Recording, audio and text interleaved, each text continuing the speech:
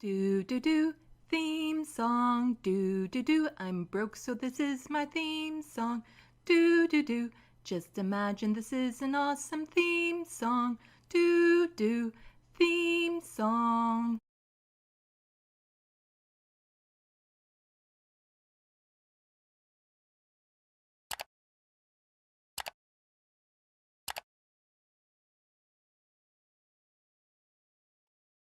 Hello, welcome to Left of the Box. Bonjour, bienvenue. I'm Sandy. Volume was on. Yes. Okay. I got that the first time with the volume on. That's a good start. Well, hello. We have Soul Life and Looney Tunes 9000 and Z-Myth and BK Cat are in the chat. Thank you so much for coming out. I really appreciate it. Something is bugging me with my stream, and I don't know if I want to look into it right now. It's just one of those things. It's not very in focus, is it? I don't know how to fix that because it looks fine in my OBS screen. So it's something to do with the streaming. And the last time I tried to fix it, totally messed things up. So I'm a little bit worried about that. So I don't know. I guess I'll have to do some Googling after this, or, well, let's face it, after I'm done a live stream, I go and unwind and I don't think about these sorts of things. So maybe tomorrow or later this evening, I'll try Googling it to try to figure out why it's not coming through so clear. It's a bit of a yay nay thing. I don't want it to be too clear because I don't want people seeing my wrinkles, but I don't want it to be as fuzzy as it is. So it's a bit of a mix. Maybe is it just my YouTube that it looks fuzzy? I don't know. Because Z-Myth was saying that I think you look in focus. Maybe it's just my YouTube. I don't know. Anyway, thank you for coming out. It's been a long week. I got my video posted of Sam Cedar versus Dennis Prager, and it's actually done quite well. I was quite happy with it. Definitely took a lot of time putting all those clips together and everything. And for those of you who are already here, I'll let you in on a little something. Nothing to do with the majority report, unfortunately. Jeff Wiggins recently released his video about his time at TYT. And that got me reflecting about my time with TYT and thinking and everything. And I started typing it out. And the more I typed it out, the more I'm like, yeah, this it wasn't just in my head what was happening, was it? There was definitely some things going on that weren't working with me, that weren't helping me at all. And because for a long time I was just brushing it off, that I didn't know what I was doing, my autism, I wasn't making sense of things. But after typing it all out, it really becomes so obvious of the lack of support I was getting behind the scenes. And it's like they weren't actively trying to make it not work out. Of course they weren't doing that, but they weren't doing anything to help. So I should have that script. It's mostly done. So tomorrow I'll continue working on it, finishing it up. If I can have it ready by Tuesday at 5, I'll do that instead of a live stream, but it's going to be a bit tricky because, like I said, I'll be spending tomorrow working on the script. If I get the script done and I'm happy with it, I could potentially record it later on in the evening and then do all the editing and stuff on Tuesday. The editing itself shouldn't take too long because it's just me talking. There's very little that I'm adding in clip-wise. Like I think there's only really one clip I'm adding in, and just a few graphics. Other than that, it's all me. So it shouldn't take too long to edit. And just remembering everything that happened and the frustration that I felt. It's I haven't heard of other people's experiences being like that there.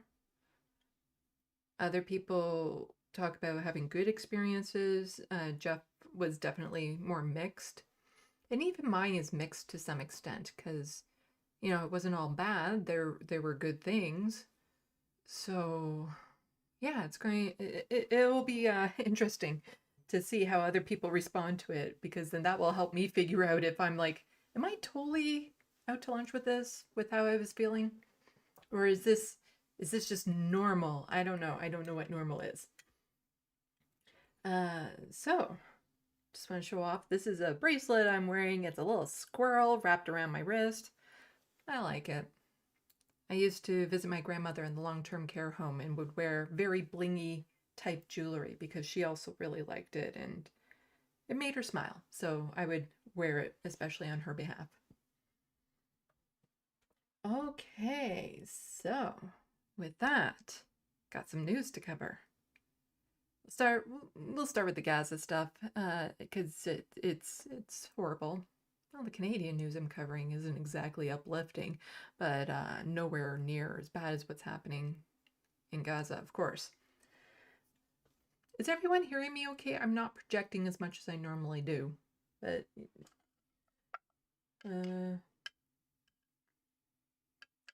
some people not even noticing I'm out of focus. I don't know. Again, maybe it's just my YouTube screen is showing me out of focus. Yeah, I don't know. Anyway, I'm just going to check, make sure. Yep, it's still going. Okay. I get paranoid these days so easily because there's been so many little mistakes happening.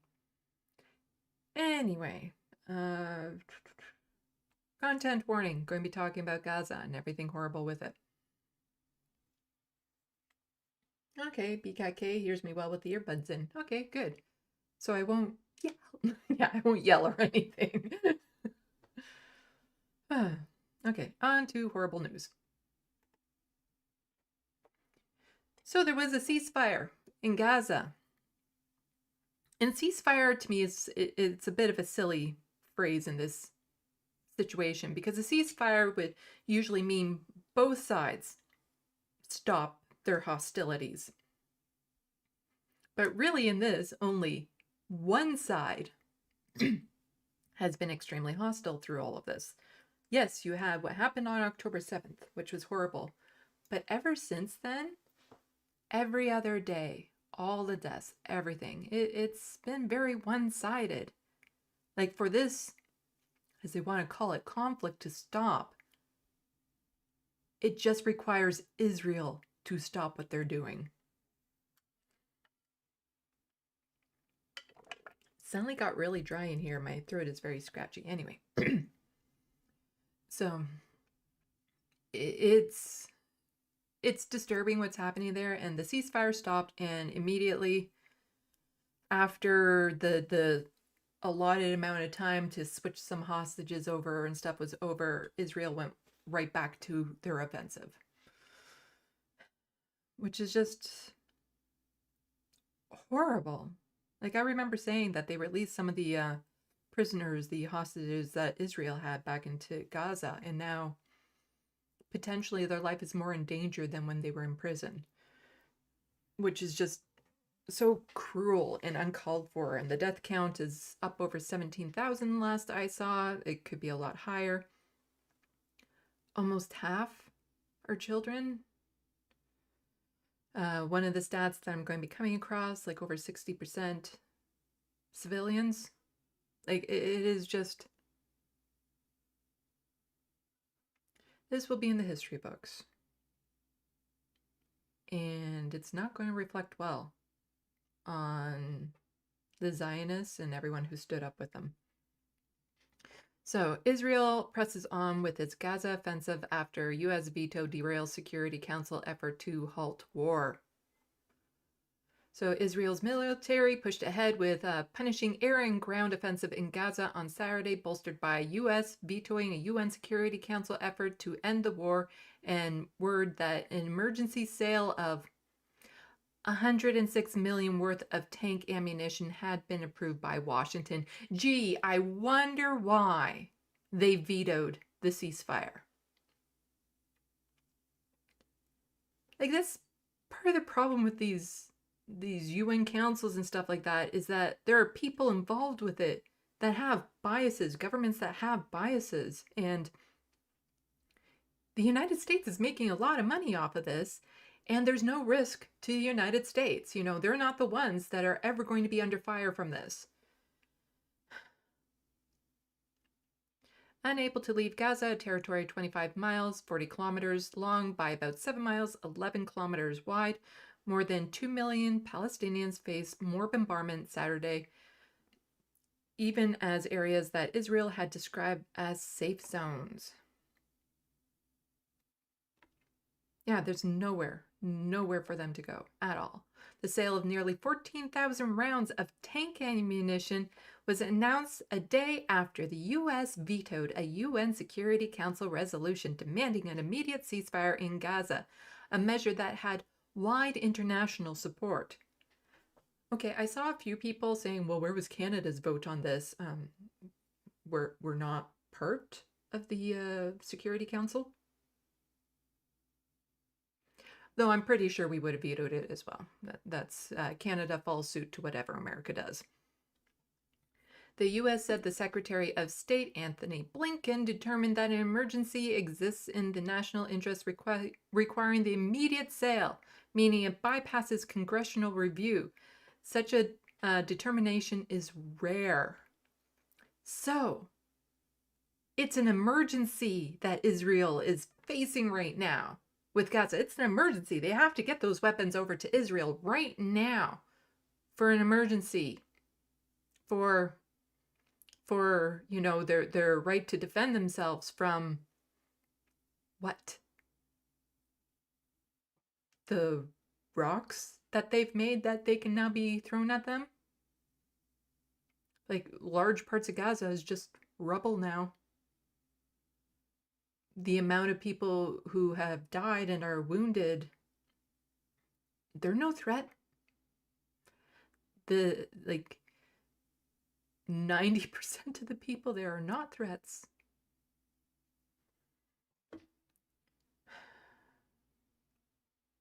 A day after Israel confirmed it was rounding up Palestinian men for interrogation, got a little bit of that for you later on, some men told the Associated Press they had been treated badly, providing the first accounts of the conditions from the detentions. Ahmad Salman showed his marked and swollen hands from zip ties. They used to ask us, "Are you with Hamas?" We say no, then they would slap us or kick us, he said.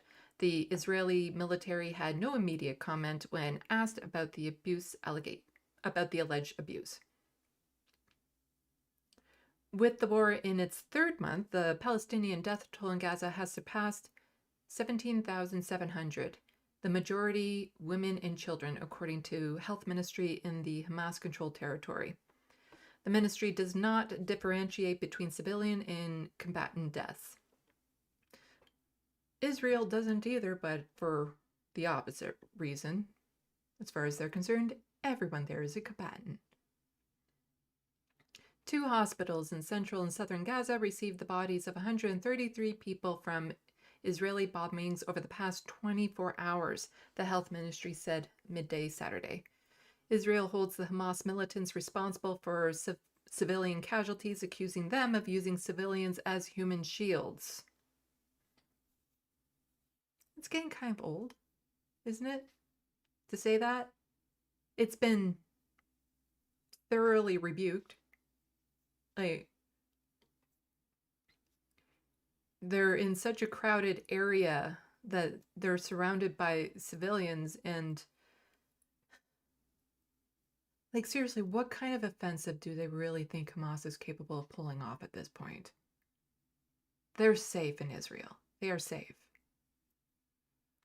If they keep this up, though, they might not be safe for long, because there's other countries that in the Middle East that might get involved, and then things are going to get much, much worse. Human shields, and it says has made considerable efforts with evacuation orders to get civilians out of harm's way to the tiny speck of land that's left that's the supposed safe zone.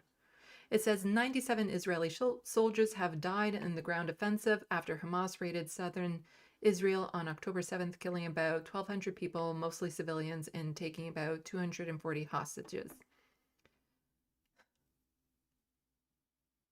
I'm kind of curious how many of those 97 soldiers friendly fire and how many of those 240 hostages of the ones that are still there, how many of them have died from friendly fire. Hamas said Saturday that it continued its rocket fire into Israel. Yeah, sure. They shouldn't do that, of course. Though it's odd, I haven't... Is there footage of that? I haven't seen footage of that. Like, it's entire... Like, I believe it. Hamas is horrible when it comes to, that sort of thing.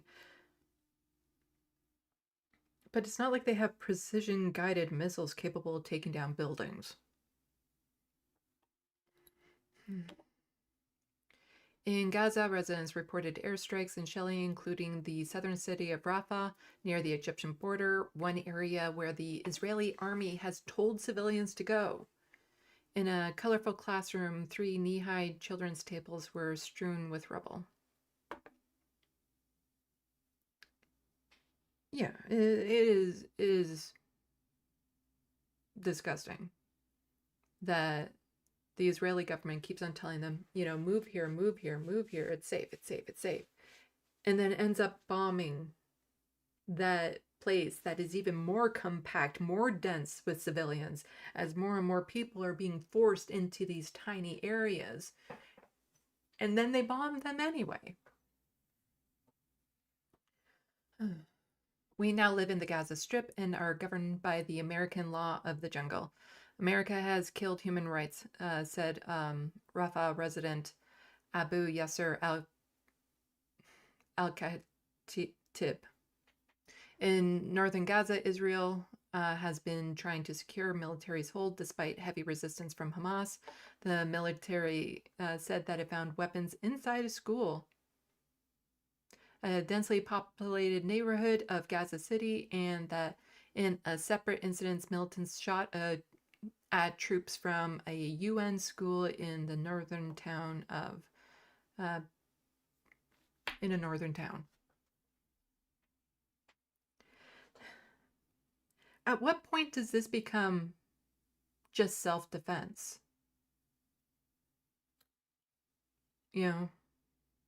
That they're trying to keep the troops away from innocent people at this point. Like, at what point is it actually now just self-defense when Hamas lashes out when they're in Gaza?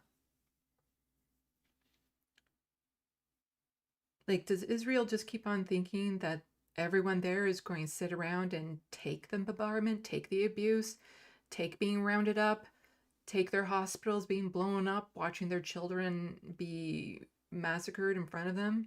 That they're just going to do nothing as all of that happens? Is that what Israel thinks?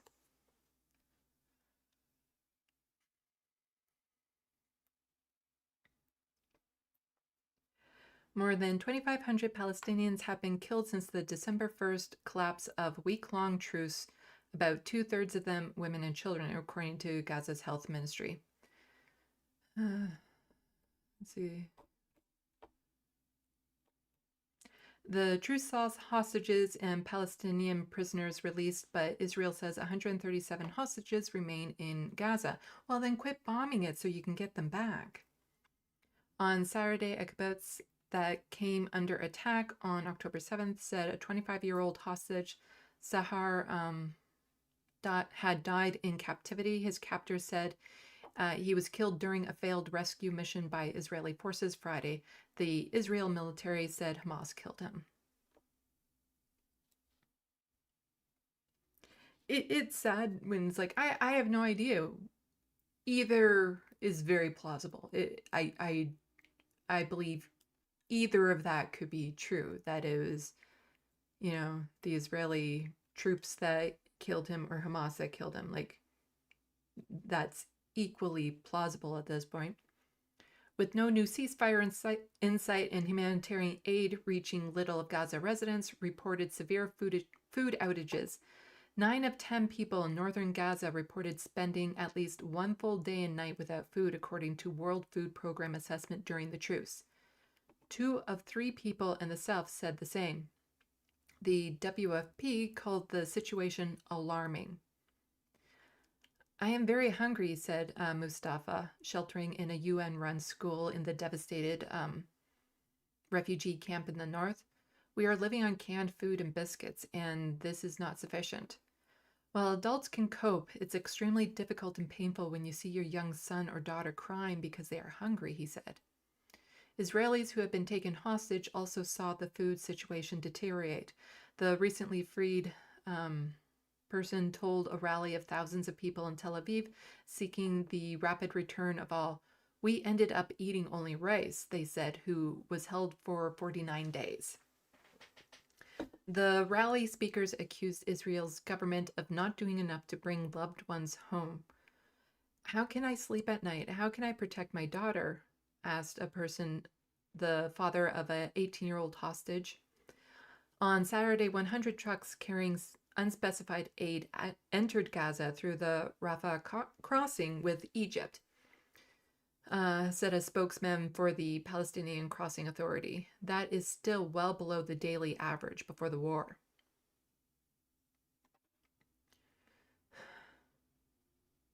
It's going to take more than a few trucks. There's over 2 million people there. Like, this is hunger and starvation on a massive scale. It's... And just even getting the food to the people who need it the most when so much infrastructure has been destroyed.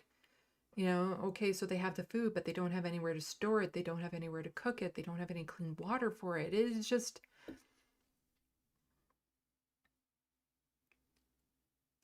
I can't imagine how horrible it is for them there. Despite growing international pressure, President Joe Biden's administration remains opposed to an open-ended ceasefire, arguing it would enable Hamas to continue posing a threat to Israel.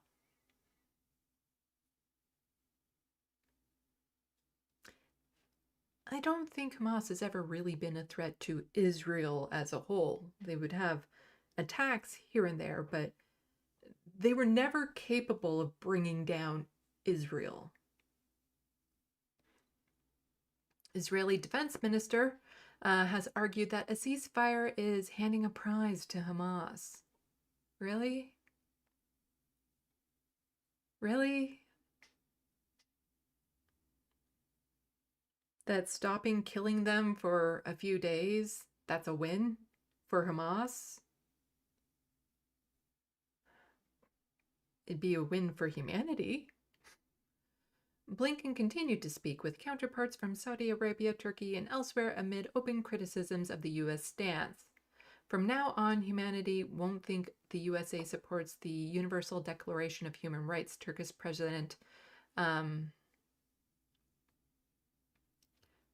said in a speech. Protesters at the COP28 climate summit in Dubai called for a ceasefire despite restrictions on demonstrations. Amid concerns about a wider conflict, Iran-backed Houthi rebels in Yemen threatened to prevent any ship heading to Israeli ports from passing through the Red Sea and Arabian Sea until food and medicine can enter Gaza freely. Spokesman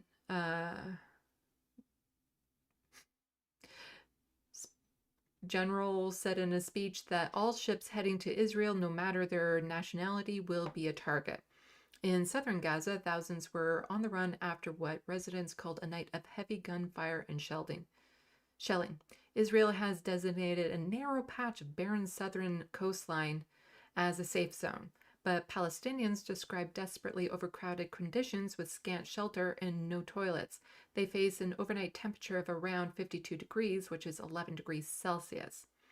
I am sleeping on the sand, it's freezing, said someone who described herself as a cancer patient forced to leave her home in the northern town. As she spoke, her children huddled around a fire.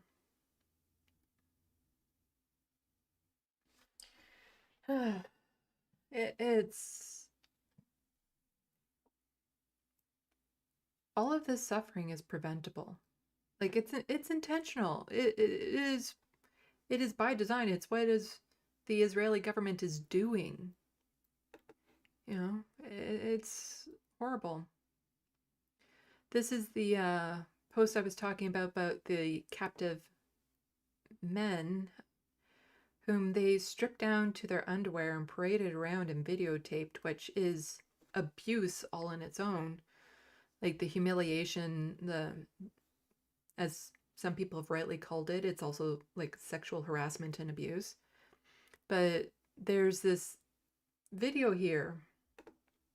You can see a man comes out with a gun because, of course, they're stripped down to their underwear, but they're still allowed to hang on to their guns so that they can surrender their guns. And there it's in one hand as he comes over and places it down in front of them for show. But then there's this video, same guy, possibly same gun, in a different hand, being instructed again to come out and put it down on the pile. And he's now closer to the camera. So whoever set this up has spent a little bit of time in theater school, because that's a situation where it's like, oh no, we shot it wrong. We want the prop to be staged down so that people can see it better. You know, we want it closer to the camera so that people can actually see it more clearly what they're doing. Like the idea that after that sort of treatment that they would still have somewhere to hide a gun that they could then bring out and surrender to them, it is absurd. Absolutely absurd. And you know, you can see him being instructed on what to do when it comes to laying down this gun for them. And these weren't militants. These were just men, you know, fathers, teachers, you know, average men just trying to survive that they rounded up and did this to. And there's other pictures of them that are just, you know, showing them all kneeling with Israeli troops above them, looking proud, like they just, you know, like after a hunt, when you see all of the animals and the hunters on top of them, like, oh, look at what we did. Like, it is disgusting. The serfs had tweeted this out. According to an Israeli study, the proportion of civilians' death in Gaza by the IDF is the highest of any conflict in the 20th century. I've shown it on this live stream before, not this live stream, but other live streams. I've mentioned it and or shown the videos, and I'm sure you've probably seen them other places with officials in Israel saying, oh, we have like the lowest death count of civilians in any war. That's something to be proud of. Like they were actually bragging about how few civilians they were killing when it comes to an average war, which has now been completely debunked. So congrats to all the sick fucks out there who have either downplaying or gaslighting or outright funding this. Your legacy, this is your legacy forever. Civilians make up 61% of Gaza deaths from airstrikes, Israel study finds. Civilian proportion of deaths is higher than that in all world conflicts in the 20th centuries.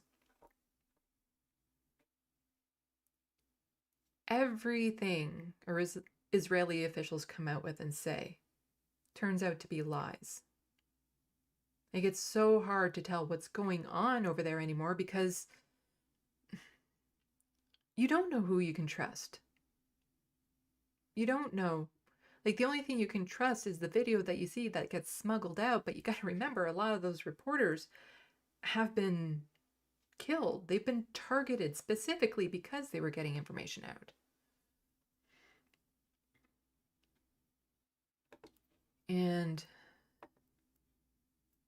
this was the vote. Against.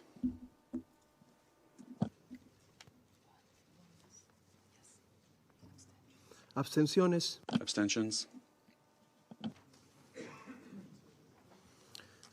El El resultado de la votación. The result of the vote is as follows. 13 votes in favour, 1 against, 1 abstention. El proyecto de... The draft resolution has not been approved due to the veto of a permanent member of the Security Council. En contra. Yeah, so since the U.S. is the permanent member of the Security Council, they got to veto the UN Security Council resolution calling for an immediate ceasefire in Gaza. No country should have that kind of power to veto what, all the other nations are wanting. No one country should be able to put a stop to that, especially when we know a lot of it is to do with they like their weapon sales.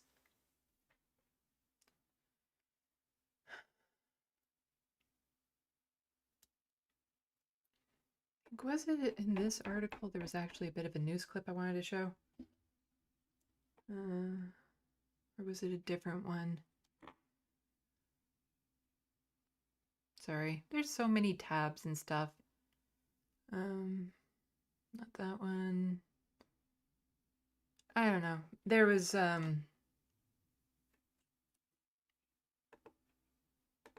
as Palestinians sealed off from the world are running out of food and living among chaos. In Israel, a deep sense of mourning on the second night of Hanukkah as families set tables for missing hostages. It is heartbreaking on both sides. CTV's Kevin Gallagher reports on this and the push for a humanitarian ceasefire by the UN Security Council. Yeah, there was a news article or a news video I was watching where they were saying, oh, we can't find any reporters, basically on scene. So we've had to basically send somebody with some random person with a camera in order to get some information. And that's because the people who are speaking out are getting targeted. So this is his last tweet ever. So Rifayet.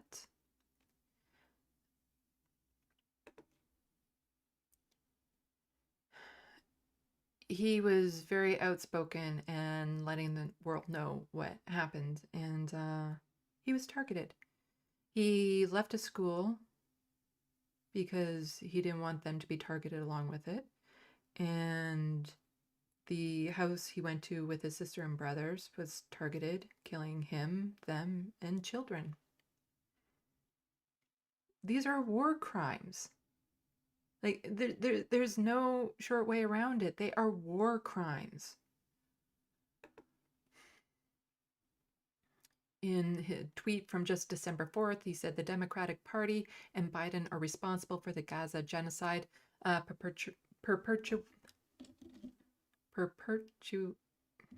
you know the word, by Israel. Humanitarian law. President Biden and I have been clear. Israel has a right to defend itself, and we will remain steadfast in that conviction. They're not defending themselves at this point. This isn't about defense. President Biden and I have also been clear, as Israel defends itself, it matters how. The United States is unequivocal. International humanitarian law must be respected. Really? They're doing a piss poor job of that. Too many innocent Palestinians have been killed. Frankly, the scale of civilian suffering and the images and videos coming from Gaza are devastating. As Israel pursues its military objectives in Gaza, we believe Israel must do more to protect innocent civilians. President Biden. They don't have to do more, they have to do less. Just stop. Like, that's all it takes is just for them to stop.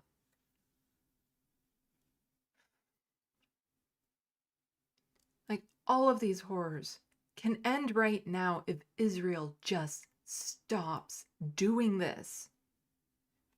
But the United States keeps on propping them up my country also not exactly calling them out, but, has been a little bit more quiet about it lately.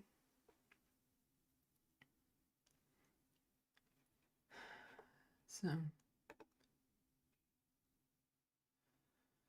Matt Leck saying the name Barry Weiss will not pass my attention without mentioning Rifayat and for the rest of my life, because again, just a couple weeks ago he tweeted out, if I get killed by Israeli bombs or my family is harmed, I blame Barry Weiss and her likes. Many maniacal Israeli soldiers already bombing Gaza take these lies and smears seriously, and they act upon them. I know there's been like callers into the majority report to kind of explain what's happening over there, but like in Israel, the media and propaganda is done in such a way that a lot of people in Israel don't know really what's happening. They don't know the extent of it. They've been fed lies and all this sort of stuff. So then when you have Americans, that a lot of the people in Israel who are maybe from the United States that are living there now, and they follow these people, they hear the words that Barry Weiss is putting out there, and they believe it. Or they use it to justify their horrible, what they want to do, the horrible things they want to do. And it's not right, because it's all just Western propaganda and lies and everything.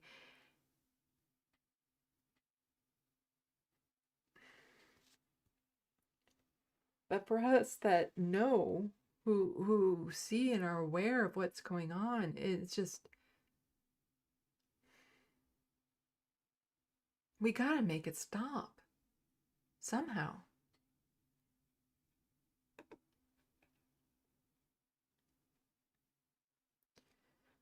So here the students at the University of Texas protest against Barry Weiss during her lecture at the university. This comes after the martyr Rafayette held her responsible for his killing. He and the Palestinian poet and writer was assassinated by the IOF in Gaza yesterday. Yeah, I hope she never has another peaceful day for the rest of her life. Not a single day when there aren't hordes of people reminding her of the horror she helped to inflict. Like, she shouldn't be allowed to be a public speaker, to go on with her life as is after contributing to what is happening on such a scale. Nobody in the government who is supporting what's happening in Israel right now should be allowed to have a single day of peace for the rest of their life.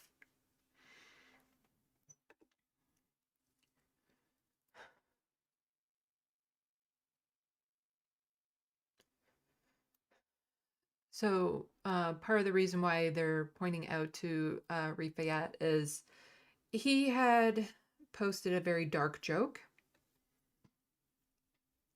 I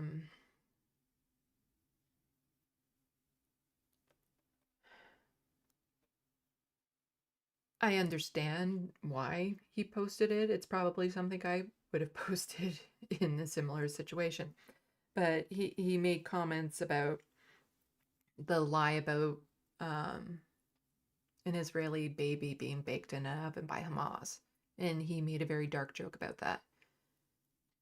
And this person is saying, like, just to be clear, anyone who says that assassinating him or any civilian along with their family is justified and worthy of celebration because of a joke, they made their views. Their views, they are saying that by their own standard, they themselves are legitimate targets to kill. Like, how often have you seen people on the right, the Zionists, the right-wingers, make fun of the horror that they're inflicting? Like, a bunch of years ago, there was that one young woman who was killed and run over by a tractor. And there were people joking about it, Zionists joking about it. like putting her image on like pancakes and stuff of that sort. And that actually happened. That death actually happened and was horrific. And they were joking about it. And a lot of them now are joking about the deaths that are happening. So does that make them viable targets? Like, no, like none of this should be happening. But Tori, the lefty Canadian radical who is on Twitter, if you're still on Twitter, go follow her. She is amazing. Reminds me of so many who say all lives splatter during Black Lives Matter.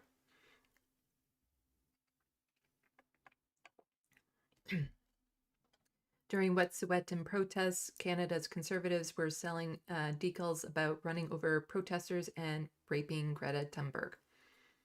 Yeah, it's always them joking about the horrors they're inflicting, but the instant you do any sort of joke towards them or whatever, then it's like, how dare you? And they need to be murdered and assassinated and stuff.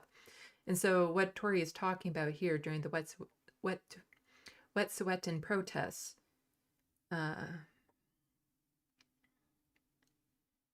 we have there was this decal being sold at a car. What is it? A car thingy where they sell cars. I don't buy cars. And it's basically Alberta Strong on a train, showing it running over protesters, and this was to do with the protesters that were blocking the rail line. The land defenders blocking it. Oh, yeah, a car dealer was selling these for $5 each. And then not too long ago, again in Alberta, not surprising, they were selling this very graphic image, which basically, you know, like I don't even want to say it how bad it was. And to say it towards a 17-year-old girl is just like, even the news is like, nah, we're blurring that because of how horrible it is. And they think this is fine. They think these levels of jokes are fine to do towards, you know, people standing up for their rights, the land defenders, Palestinians who are speaking out. They think this is right. Like, this is okay. This is freedom of speech. But, you know, Lafayette made one joke that is, again, about something that didn't even happen. Like, Greta is a real person. The land defenders are real people. And these were violent jokes. Jokes being targeted towards them.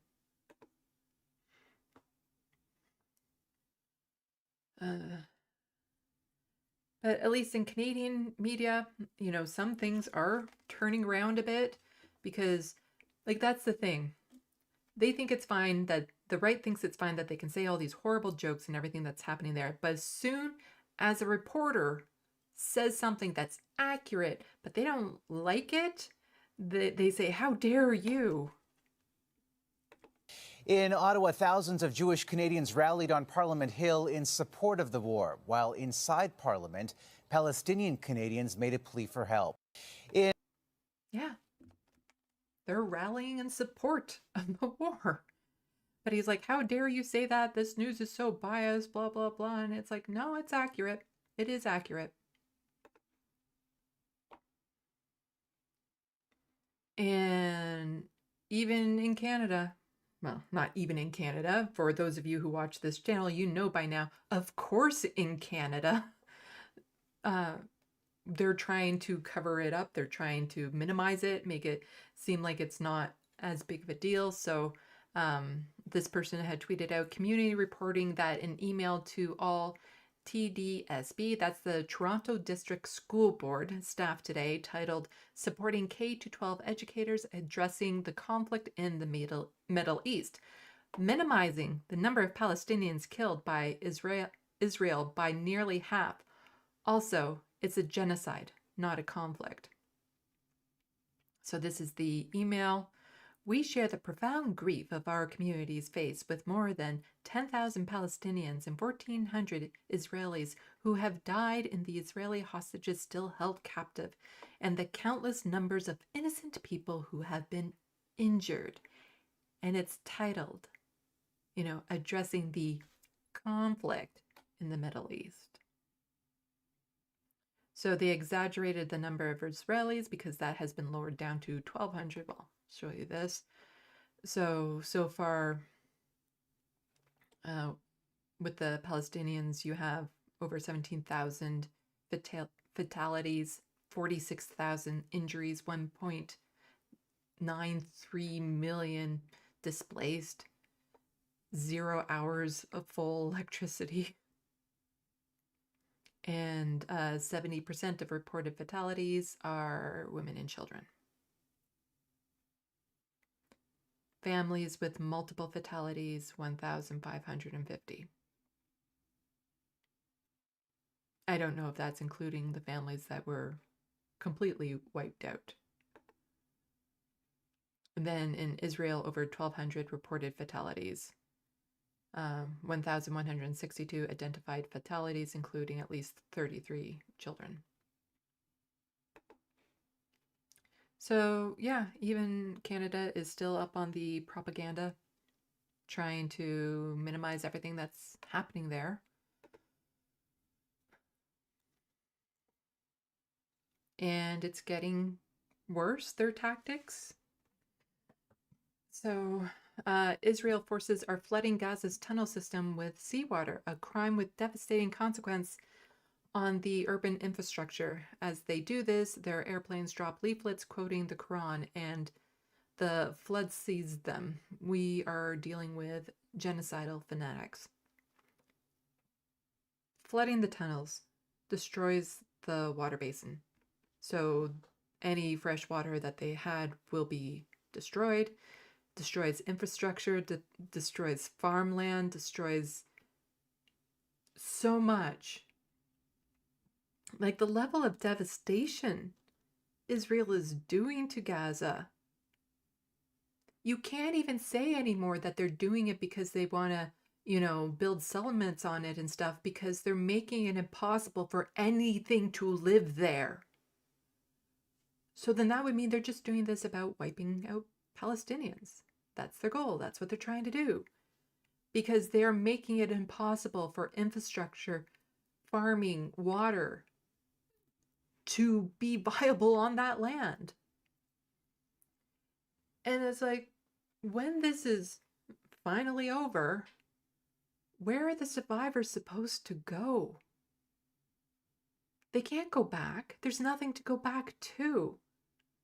And even then, it's like Israel would control the construction supplies that would get through.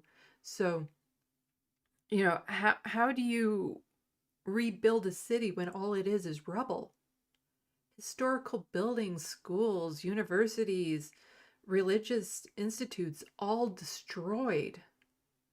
This isn't about keeping Israel safe. This isn't about, Hamas is so dangerous, we need to destroy everything. It is about genocide. It is about them wanting to rid the land of Palestinians. It is. And how people can't see that, it blows my mind.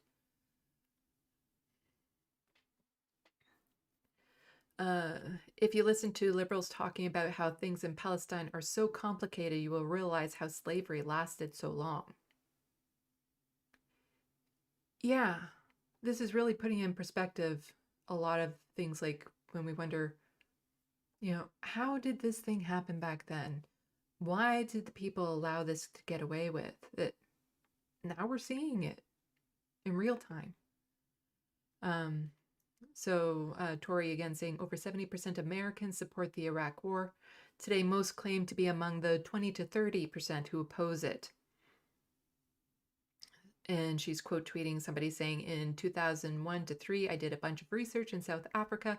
It was impossible to find any white people there who confessed to having ever supported apartheid. they all claim to have opposed it. So I wonder, so how, I wonder, did it survive so long?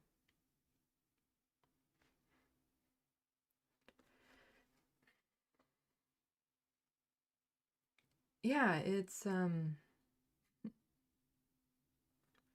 just quickly go back to the main shot. Like, you think about the horrors that happened in other countries in the history, and we're so naive in thinking it's like, how did the people there allow it to happen? How did these horrible, catastrophic things happen? And now we're seeing it. Because there was all this talk of like, why didn't people stand up and do anything about it? But we have people protesting, standing up. But, you know, if you support Palestine, you are fired from your job. You are made a target. You know, you could be called a terrorist for just supporting people in Palestine, which has a muzzling effect on people. You know, putting their lives at risk, standing up for it. And then there are people who are standing up for it and they're going to jail and they're becoming targets. We have lots of people speaking out against this, but the people with the power, the few people at the top with the power, they're the ones that are choosing to continue this, to go against the wishes of the people that they're supposed to be representing. They're choosing this. And we don't have the power to stop them. We protest, we rally, we influence, we do all of that, and it helps. But we can't just demand that they stop and they do it. That's something that they have to decide to do. And if they have no morals, if they have no integrity, if they're just out there because they want weapon manufacturer sales, if they just want the land grab, if they want to have their white supremacy stay in a foothold, they're not going to listen. They're going to continue this. And you see so many people. I wonder how many people before were speaking out, were silenced, were disappeared because they spoke out. It really does put a lot of history into perspective, that I'd find it hard to believe that there was ever, you know, an entire population that was just willing to let these things happen. And then there's this TikTok video from someone who does a really good job of just sharing how this happens, how this suppression happens, and how we can't just stand by and let it happen anymore. Let's see. Oh, back to here.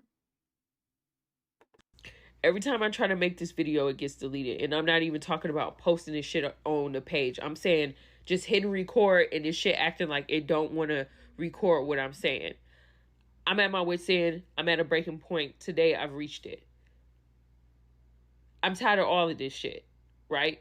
Of what's going on. Because every day that I feel like I'm paralyzed and I feel like I'm scared. I'm really scared of what's going on. I am a comedian and I feel stifled. I feel like I can't even post Free Palestine because somebody's going to say that I'm anti-Semitic when I'm not anti-Semitic. I'm just a person trying to figure out why I'm seeing blowed up ass babies rolling in dust or whatever all over my timeline all the time. And I'm trying to figure out, why do I keep seeing Jewish scholars and Jewish people who was raised Jewish, went to birthright, who's saying this is wrong?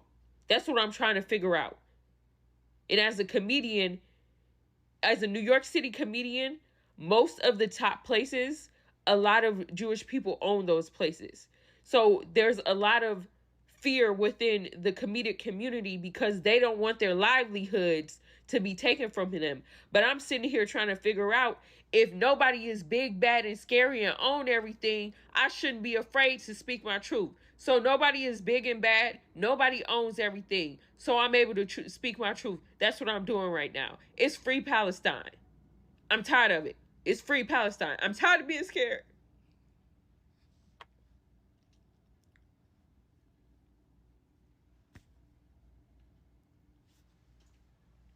I'm tired of being scared that everything I worked for since I was a little kid, every step that I took is about to be taken away from me for saying free innocent people who get killed. I'm tired of being scared. And I'm scared right now.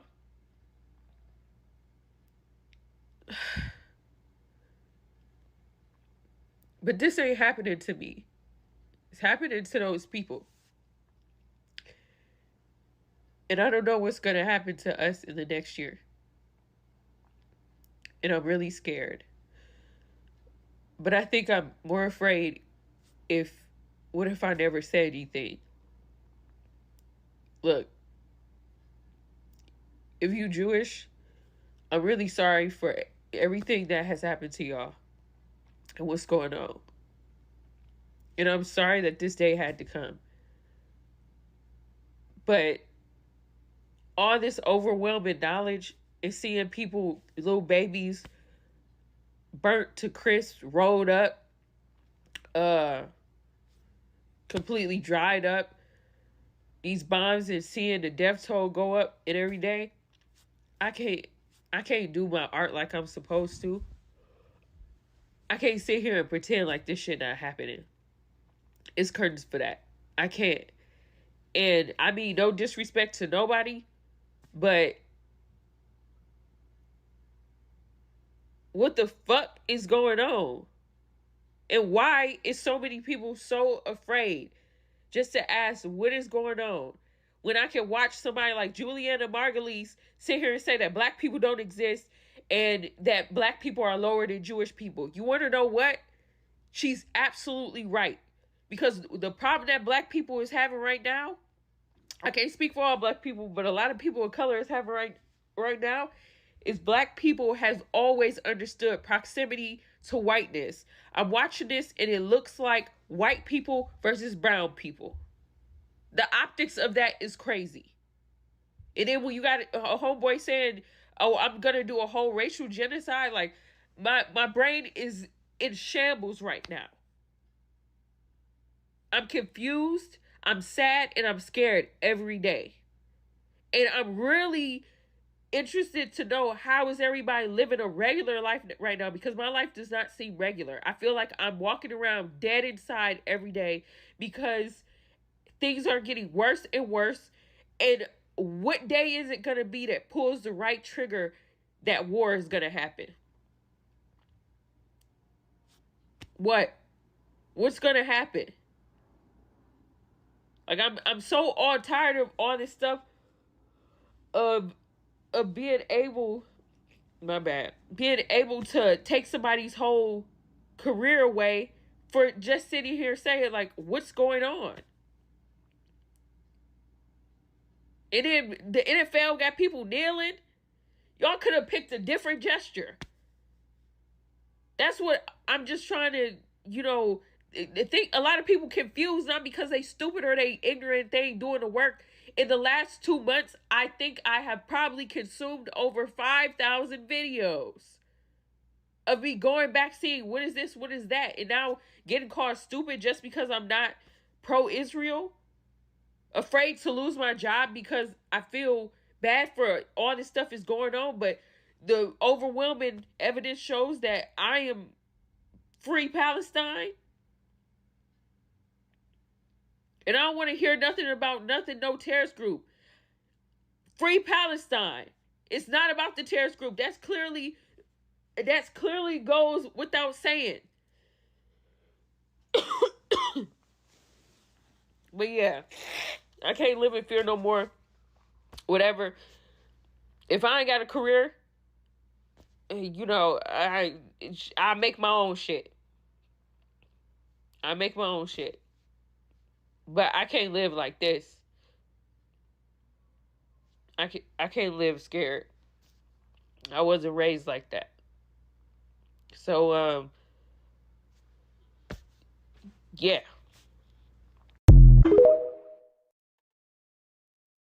Yeah, just really, really powerful. She's on TikTok, Princess Gohan. So Princess Gohan.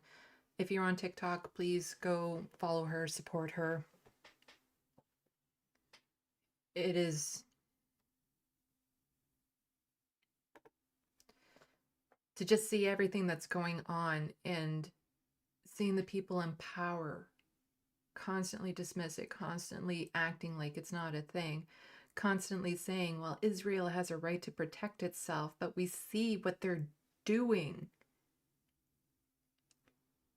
It's just like this everlasting gaslight that they're trying to put on us. But, we see past that. And we see the horrors that they're doing. They gotta stop. And it's not just enough to stop. The people of Palestine have to become free. They can't be living in this open air prison anymore.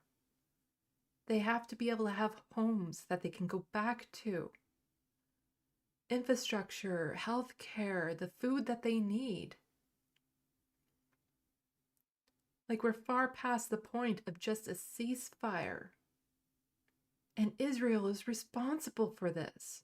The government of Israel is responsible for what is happening to that over 2 million people in Gaza right now. But will they ever be held accountable? Oh, they have the right to protect themselves. Well, so do the Palestinians.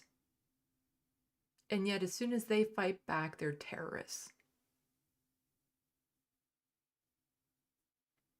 It is a horrible, horrible situation. So let's go back and check some chat. Hello to everyone who has popped in. It's nice to see you on a Sunday afternoon. Evening. It's already dark here. Let's see. Oh, MIDI Doctors, nice to see you in here.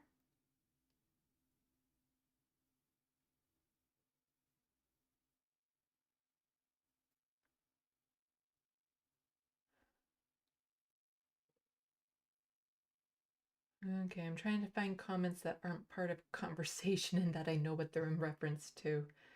Let's see.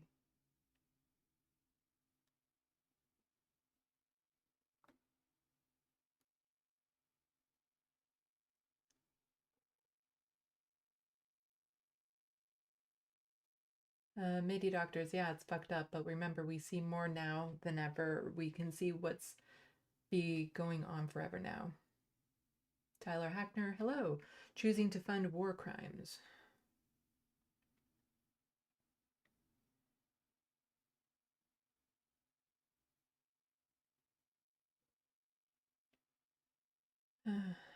Also saying never stop speaking up.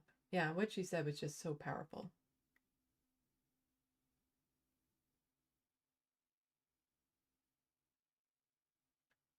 Cyan Doodles, that's the video that helped me speak out. She speaks truth.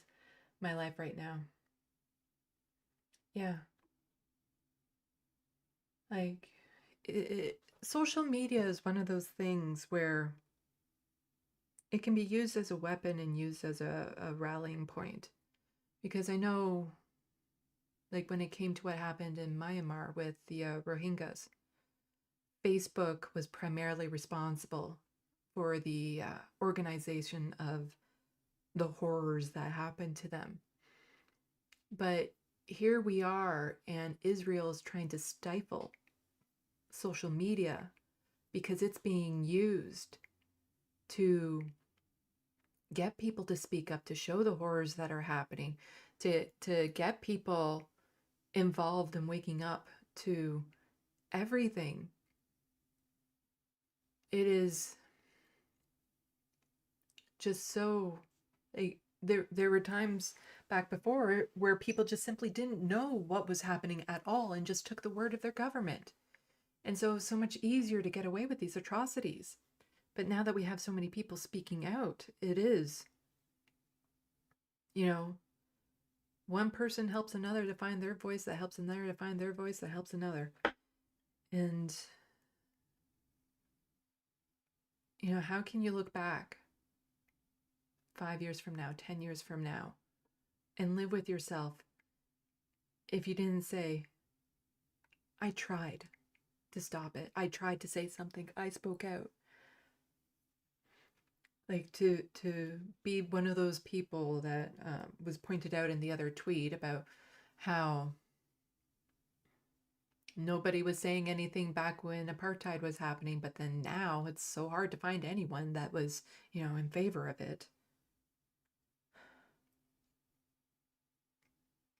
And that's always been the case, but now people are going on record. And it will always be known that the government did this against the will of the people.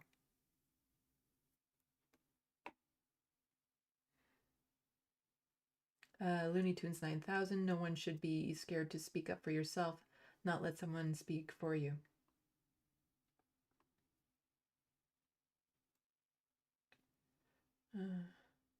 Maybe doctors do a quiz? The only quizzes I know how to dish out are ones about Canada.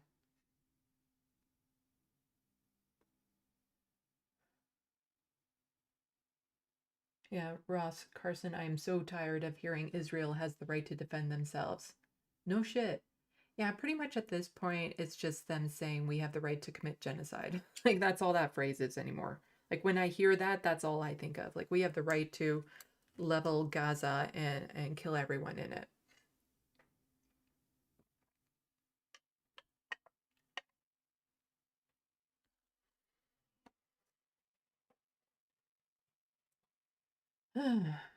Okay, so that was horrible. But it's important to, you know, we can't. At times we have to look away for our own health, but we have to stay plugged in. We can't let this go without adding our voice, without speaking out against it. It is, yeah. Years from now, when history looks back at this, you know, I say that they're going to look poorly on the actions of the Zionists and stuff like that, but in the end, it really does depend on who ends up writing those textbooks, you know, who ends up writing those stories. Because it's easy to say now because we've seen what's happened in history, but sometimes it feels like with the way the world is turning, this might get erased. Like, how many people now think the Holocaust didn't happen? That's a growing number the further we get away from it. It is, yeah. People love to live in denial. But how about we shift focus and we get into what I am known for. Today in Canadian news.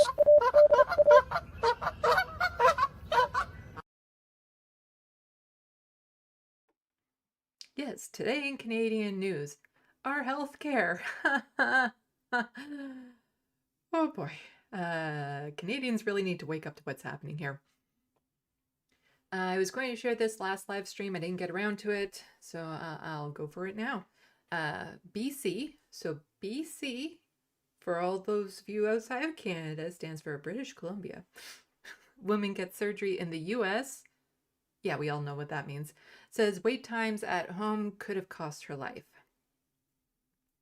Allison had just returned from her dream trip to Hawaii, so on and so forth, and then she started getting pains and stuff. In November, I ended up in emergency because the pain was just getting progressively worse, she said. I didn't get to sleep one night, and I woke up and my husband said, I think we better go to emergency, so they did. And that's where they got a CT scan, and she says, I was booked the next day, and the results of the CT scan indicated it looked like it might be something called bad. Whatever that is, it's bad, which is abdominal cancer. It is caused by primary cancer that has spread throughout the abdomen, and it needed to be confirmed by a CT-guided biopsy. She got one early in December, but the results were inconclusive due to small sample size. When she got another one of those results, so she had stage 4 of that bad thing, her doctor referred her to BC Cancer Agency. She said her family doctor told her that with this type of cancer, they usually do a procedure called HIPEC, which involves delivering high doses of chemotherapy and so on and so forth. And the chemo is not very effective with this type of cancer. The surgeon told her it only works in about 50% of the cases and slows down. And if you have a lifespan of what looks like to be 2 months to 2 years, and I suggest you talk to your family and get your affairs in order, talk to them about your wishes, which was indicating, you know, whether or not to have medically assistance in dying. So we can't help you. Have you looked into MAID? Medical assistance in dying.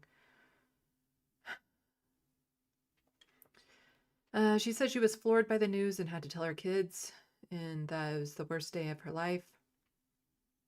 The thought of them growing up without their mother. And she wanted to see if she could find a better treatment with a better outcome. She says she didn't even see an oncologist with BC cancer until 2.5 months later, but at that point she had already received treatment somewhere else. Her brother contacted his mother-in-law, who lives in Taiwan, and she was able to get some advice from oncologists there after only waiting an hour. That oncologist confirmed that HIPEC was the treatment for her cancer. She set up a Zoom call with an oncologist later that week, and she found out about a doctor at the St. Mary Medical Center in Baltimore, Maryland. I had an appointment to speak with him via Zoom, and as well within a week, and then also in Washington State, she explained. So there were 2 hospitals in Taiwan, one in Washington State and one in Baltimore, that were able to take me as a patient. And she went to Baltimore. So she had to fly to California, but basically she was able to get all of this, get seen by an American doctor.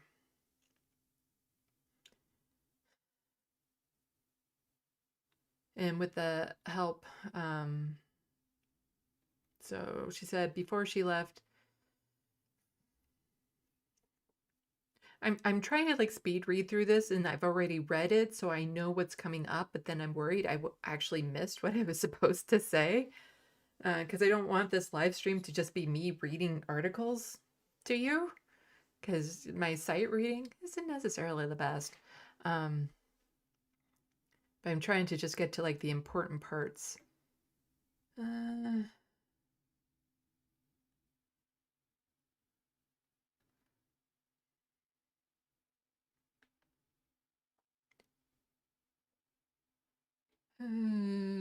How can you prioritize cases? So there's a lot of promises I'm hearing, but you know, we need to boost the on-ground action right now. What can you do to shorten these wait times? How can you prioritize cases so that people with aggressive stage 4 cancer get seen by someone, and when they do get seen, they get offered treatment and not MAID like I was for the first time. So she's talking about getting seen by other doctors. She said she spent more than $200,000 for the surgery, chemotherapy, scans, travel, and accommodation, but she would have preferred to have the care at home. I would have much preferred to have been able to have this care at home, where I could have had the support of friends and family, and my husband have as well, because half the time I was out of it, she said. But he was there by himself in a strange city, caring for someone and terrified about my well-being.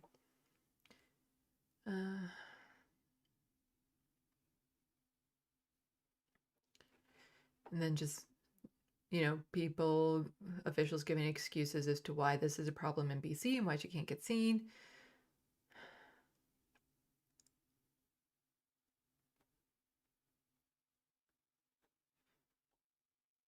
But basically, let's see. Oh, sorry. I've like sped read through this, and I'm trying to get to the parts to confirm if I remember it correctly.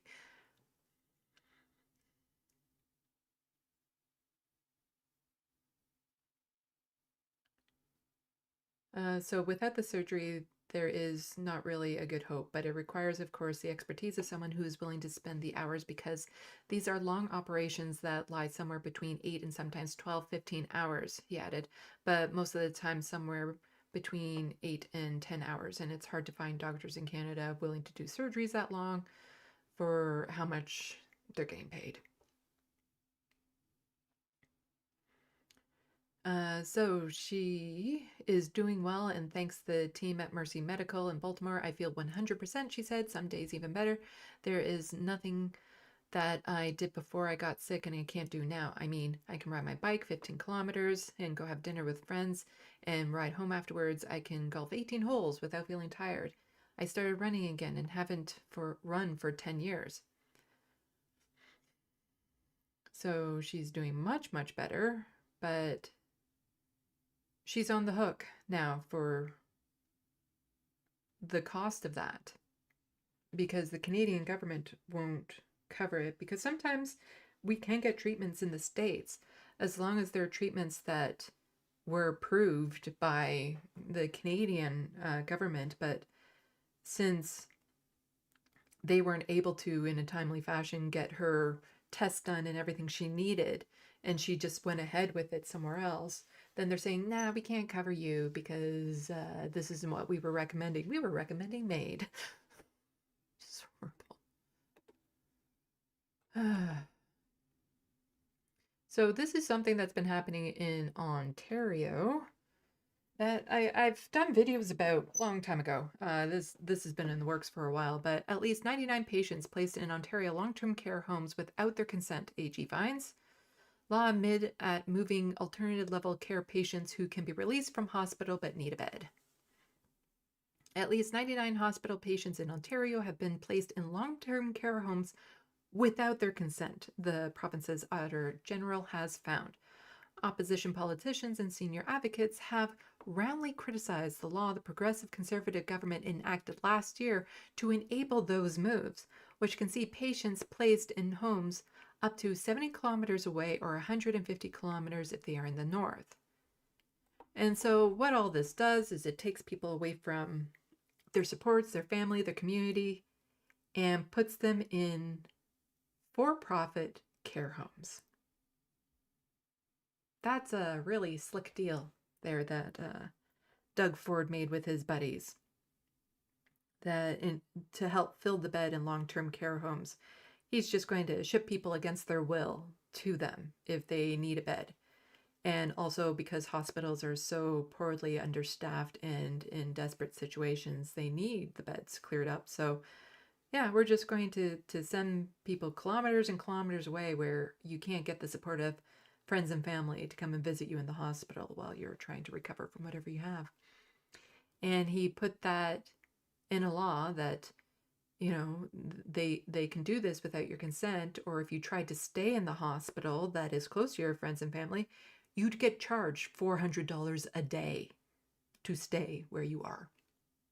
So you have the choice of being isolated and far away from your family or go bankrupt, which, you know, in Canada is a really weird thing to say around healthcare because that never used to be a thing, you know, medical bankruptcy. But with the way things are going, that term might be becoming a little bit more familiar.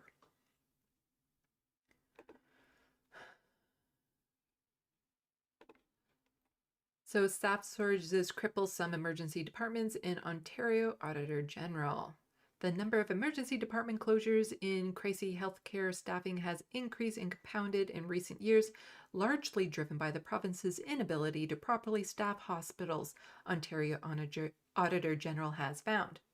A new probe into emergency departments by the province's acting Auditor General has found wait times are up, closures have become increasingly common, and some hospitals are being crippled with as many as 1 in 4 jobs left unfilled. The audit found unplanned emergency department closures were very rare before 2019 and the beginning of 2020. In recent years, however, that number of closures have skyrocketed with lack of staff as a key driver. In a year from July 2022 to 2023, a report recorded 203 emergency department closures So yeah, you try to go to an emergency department and it's not open for service when you're in an emergency. The province taking place at 23 hospitals, which are mainly in rural and remote parts of Ontario. So it's like, yep, we just closed the emergency, the emergency department, and we're in rural Ontario, which means you have to drive for 2 or 3 hours to get to another one when you're in an emergency. Despite the rising closures, the Ministry of Health has never collected or tracked information on staffing shortages or vacancies in emergency rooms. Funny how they're doing that. A lot of this, let's see, it goes down to a lot of what Doug Ford has implemented here in Ontario. So somebody who runs a hospital in Brampton is saying, we noted multiple reasons for high staff turnover at emergency departments, especially among nurses. The Auditor General's report said factors include the higher pay and flexibility offered by private staffing agencies, as well as the introduction in 2019 of Bill 124, which I have covered in my videos. Bill 124 capped wages for public sector workers at 1% increase per year for 3 years, which was decried by the nursing unions and advocacy agencies who said it had forced many from the profession. Yeah, during a pandemic, we're going to cap the increases to salaries to 1%. The rate of inflation, much higher than that. So basically those are pay cuts that the public sector workers are receiving from the government. And more are moving to the private sector because that's where more money is. And of course, that's what Doug Ford wants, because he wants the public system to fail so that more private systems can come into play. But also, just a reminder, and this is actually tied into the long-term care home thing that I was just telling you about, and I'll remind you what that is. So pointing out, if you're in Ontario, you want to follow what's happening with Doug Ford, look up T.Resident on Twitter. They're always releasing information about what's happening. Doug Ford's government has included protections from lawsuits in at least 45 laws since 2018. A search of the Ontario e-law database shows 47 total laws containing the language proceedings barred, with 45 of those being from Ford's government. So, back when this pandemic started, the long-term care home situation collapsed. We had private long-term care homes that were falling apart at the seams so badly that they had to call in the military to get things under control. When they arrived, they found 26 people had died of dehydration. That people in these long-term care homes had just been abandoned, more or less. Some of them suffering from horrendous neglect and everything. Doug Ford passed a law that prevents people from suing these long-term care homes for damages caused relating to the pandemic. So he's made it impossible for loved ones, for people afflicted by these, to hold these long-term care homes accountable for what they did. But, former Conservative Party members are part of the boards of these long-term care homes. Doug Ford is buddy with all these rich guys. Like, it's, it is their profit at the expense of our well-being and lives.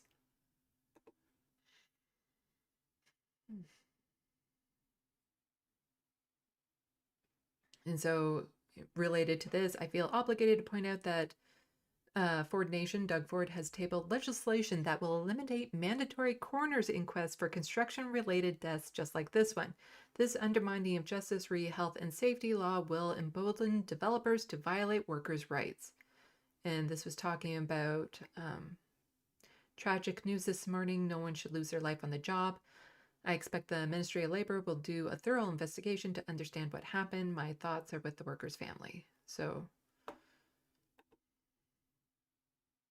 a man working on a home fell and lost their life. But Doug Ford is making it so inquests into those sorts of things won't happen.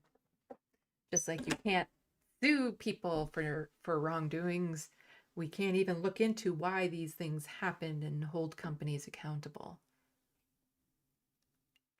People don't realize the destruction Doug Ford has done to this province and is continuing to do, because until it directly affects them, they think everything is just status quo.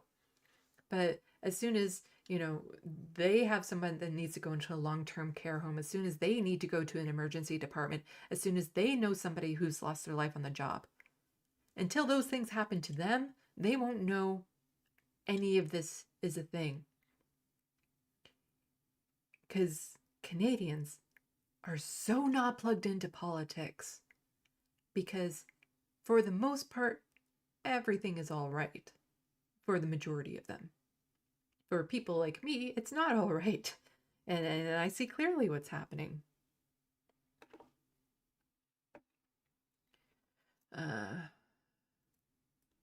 So this guy has a TikTok saying the Ford government is notorious for taking extended Christmas breaks, significantly longer than the federal government, and also consistently working less days. In some years, half as much. And it's a short TikTok, so let's go through this. I've seen others by this person. Doug Ford is taking a 10-week Christmas break. Is that normal? The Ford government has ended Parliament from now until after Family Day. This gives them over 70 straight days off. For those of you who say that teachers get too much time off, this is the equivalent to how much time teachers get off over the whole year. And we're not even including Doug Ford's summer break. So why don't we look at the amount of time that Doug Ford has taken off over the past 3 years and compare that to Trudeau? Thank you to Wendy for this data. 2021 actually wasn't too bad, with the Ontario legislature only being closed for about 7 days more than the federal one. While I don't have the 2020 calendar, let's look at Doug Ford's 2021 Christmas break. It went until February 12th, and it would have started at least 2 weeks before this in December, meaning that Ford took a minimum of an 8-week break that Christmas. If we look at Trudeau, going back to 2020 because we have that data, in that holiday season, Trudeau took off 6 weeks. In 2022, the House only sat for about 70 days. The federal government sat for 129 days. In 2022, Doug Ford worked about half as much as the federal government, with him also proroguing Parliament multiple times. Over the 2021-2022 Christmas break, Doug Ford took 10 weeks off. In 2023, the House sat for a total of 82 days. The Federal House sat for 122. Doug Ford worked 40 days less. And you see these light blue squares, there's only like 7 of them. Those are the only days that Doug Ford was entirely present for the entire session of the House. As you can see, Doug Ford doesn't really stick around very often. It is normal for the Premier or the Prime Minister or the leader of a party to not be present for all of the sittings. But Ford's record is absolutely abysmal. Doug Ford hates working. He doesn't seem to like his job. Like, he literally, in some years, works half as much as the federal government. And then we wonder why nothing is getting done in Ontario under Doug Ford. That's not a TikTok. That's just a tweet from Frank Dominic on Twitter. So please go give him a follow if you want to see more of this stuff. But yeah, Doug Ford always claims to be for the working people, and he's just one of you.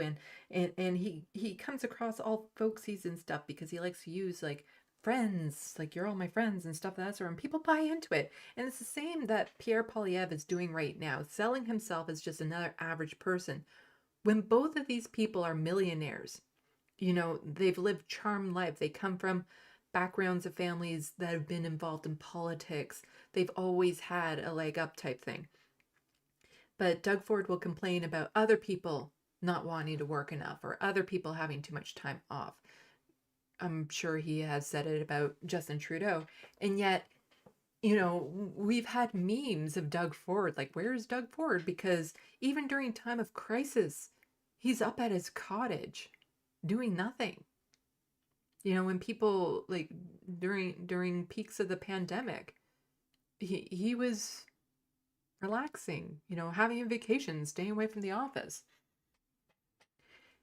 He hates working people. Like he hates people who aren't his rich buddies, and all he wants to do is take advantage of them and use them, and yet still people buy into him being an average guy. And I don't get it. Like the legacy of the Fords, like I was reading some articles that Olivia Chow, the mayor of Toronto, wants to name a stadium after his brother who used to be mayor of Toronto, Rob Ford, the crack-smoking mayor of Toronto. She wants to name a stadium after him. Why? He was a horrible mayor. But people seem to like him. Like, this is like the autism in me. It's like I don't understand how people like these horrible, horrible people. Like what is appealing about them? It's like they do horrible things. They treat people horribly, and yet they have so many fans and people rallying for them. And I don't get it. I don't understand how people can support horrible people like that.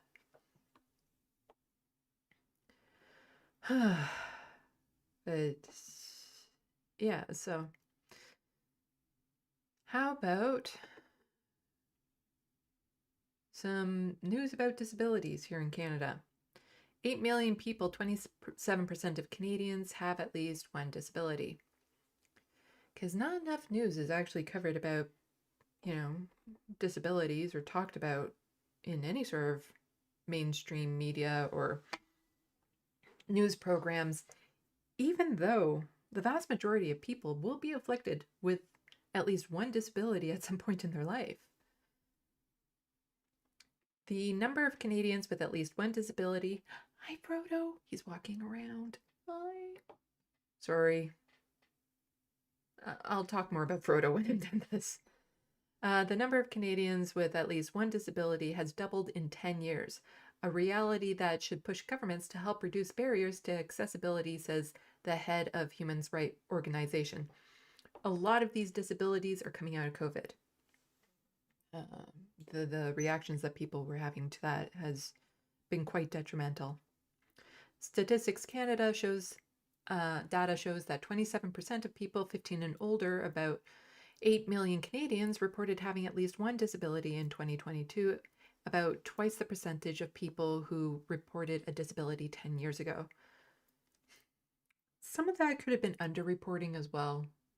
A lot of people don't like to acknowledge or admit they have a disability, and they tend to hide it, or they think because they can work, even though it's a struggle and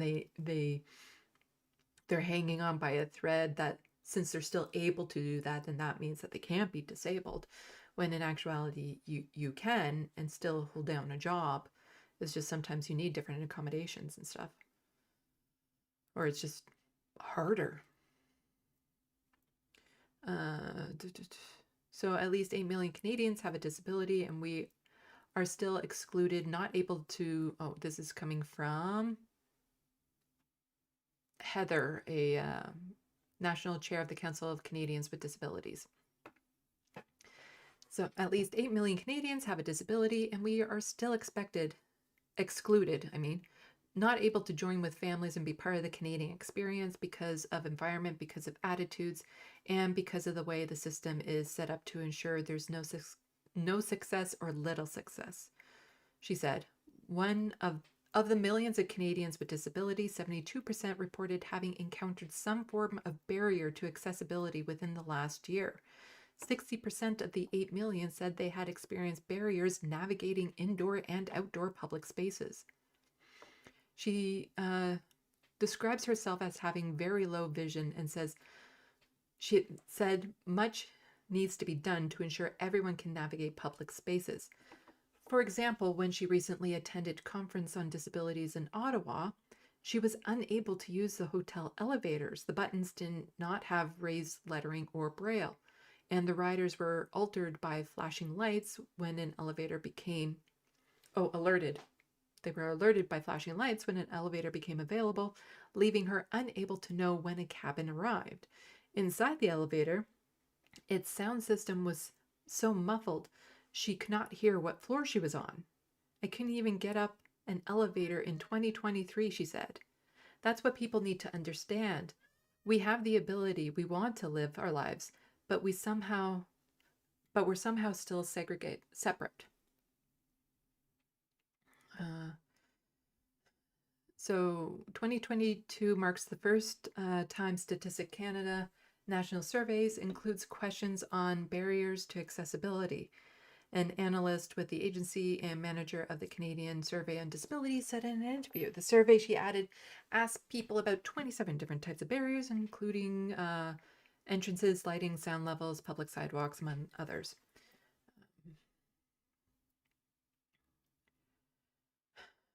So let's just skip down to the most common disability type is pain-related at 62%, followed by issues linked to flexibility and mobility, which is on par with results from 2017. That one sticks out to me because there was a long time I was restricted in the types of jobs that I could do because I couldn't stand for long periods of time. The pain in my feet would just become so intense that I had to really to get off I had to get off my feet. And the thing is that, you know, one day I might be able to stand 4 hours on my feet, but then the next day it would only be 3 hours, and then the next day it would only be 2 hours, and then the next day not at all. And trying to have just a simple accommodation for that, like a lot of low wage work requires you to be standing. Like think retail, think cashiers, things of that sort, restaurants. All of that requires you to be standing. Factory work, which is where I was at. And so at the factory I was at, I simply asked them, because they would rotate us around to the different stations. And my simple ask was, can I be rotated to stations only where I can sit? And after that, I didn't have a job. And they could get away with it because I was a temp. I was replaceable. They could easily make an excuse. I had no rights in that situation. And, you know, when you're restricted to the type of jobs and stuff you can do because of your disabilities, but then they keep on telling you, you need to go out and get a job, but you're not accommodating us. Like, why is it such a big deal if somebody has a chair to sit on if they're a cashier? Because it doesn't look good? I think. Or when you're doing retail and there's nobody in your store, why can't you have a chair to sit on? Because then people end up like slouching on the counter and stuff of that sort, and then that doesn't look professional either. The next most common disability is mental health related at 39%, the largest increase in disability type between 2017 and 2022. Again, most likely due to COVID. The last survey found 33% of the people with disability reported that it was mental health related, which is something I also deal with. I'm actually going to be talking a bit about that in my video. I'll fill people in at the end about a video that I have the script almost done for when I'm done this.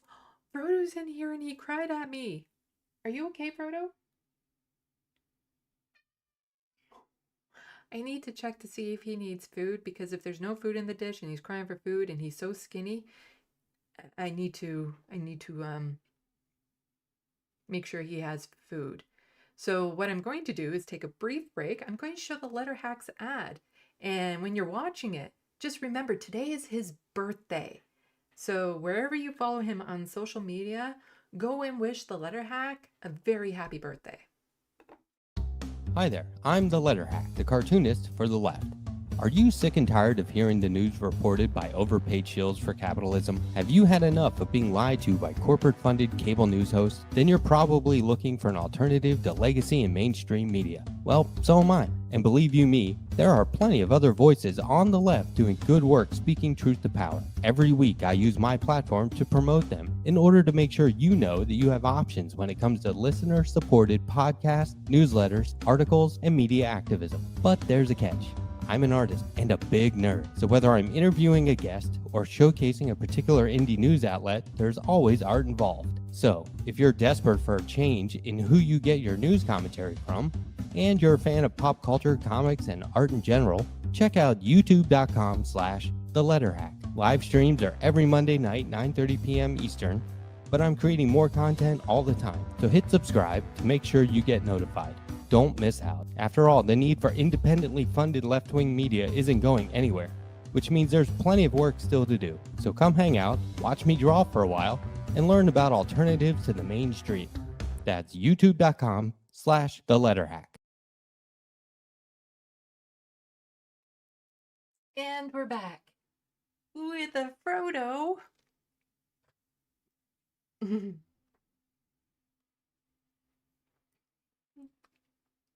hi to everyone. He was crying at me. I put food down. There you go.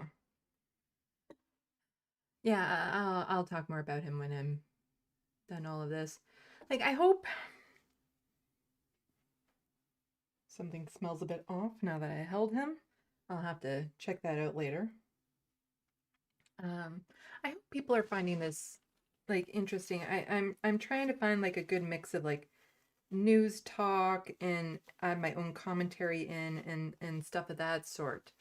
Like I don't want to just be somebody who's just rattling off articles, but you know, sometimes I don't have video of what I want to talk about. So like, I don't know, would people want to see more like reaction type videos from me, or do you just want to get some information, news type stuff that I have been doing for the most part? Let me know more about what you want to see from me. Okay, back to this. More seniors on the brink of homelessness facing evictions and unaffordable rent. And this ties into a lot to do with disabilities, because if you can't work and hold down certain types of jobs, then, you know, rent is outrageous. And if you're living on a fixed income because of a disability, nowhere in the country will my disability payment actually cover market rate rent. So in the past 15 years, Donna, 73, has been evicted from 2 different residential units because owners were either demolishing the property or selling it. So that's the new rent eviction. So for those of you who don't know, a rent eviction is when a landlord says, we are doing renovations on this unit which require you to leave. Now what's supposed to happen is that tenant is then supposed to be allowed to have first dibs to come back sort of with their contract. However, where do you go while these renovations are happening? You're often forced into another unit that has a 1-year lease. And if you're not able to move back in exactly when that landlord says it's available, then you lose that opportunity. And quite often they just say, oh yeah, we're renovating, and they just paint the walls in order to get people out. But now what's happening too is a lot of these buildings are being torn down. And they're being torn down not to make, you know, affordable housing. It's the luxury condos, the luxury apartments. So we're having affordable housing constantly being torn down and never being replaced. Like all the construction that happens in Ontario, it's for like large houses that people can't afford, for condos people can't afford. It's not for the people who need the housing the most. So this woman will be forced to move a 3rd time, but this time it's the midst of a housing and affordability crisis. And while she's living on a fixed monthly income of just over $1,800 through Canada Pension Plan and Old Age Security. Something Canadians need to know about this. So I'm on Ontario Disability Support, which is less than Canadian Pension Plan. And so some people might think that once you hit that age that you get a pension that, oh, well, you get more money and things are better. But actually, things get a lot worse, because while I'm on Ontario Disability, it covers most of my medications, helps with medical equipment, things of that sort, helps with dental, all of that. the Canada pension plan is just a flat rate. So then all your medication, all your dental work, all extra expense healthcare needs are out of pocket at an age where you're increasingly going to be needing more. So her caregiver, Chris, has also moved in with her on a full-time basis due to severe health conditions. They've looked at 32 different places, all with monthly rents ranging anywhere between $1,500 and $2,000. With most options out of their budget, the pair fear they'll end up homeless. Every time we get a place, we settle and everything's okay, but then boom, we have to move out and my rent goes up exceptionally higher. She said, I'm having troubles finding apartments because they're too costly. There's no way to pay for that plus other expenses. So she currently pays like only $820 a month for where she's at, but like I said, she's being kicked out. So demo evictions becoming a common problem, says advocate. The evictions are taking a heavy toll on seniors' mental health, isolating them from their communities and services. Tamblin Watts said, many can't find a place they can afford, so people are becoming homeless at higher rates than we've ever seen. It's not just about a place that you live, it's the community and your guards against social isolation, she said. It's very confusing and upsetting for people that have emotional health piece can lead to significant issues like depression and even cognitive impairments.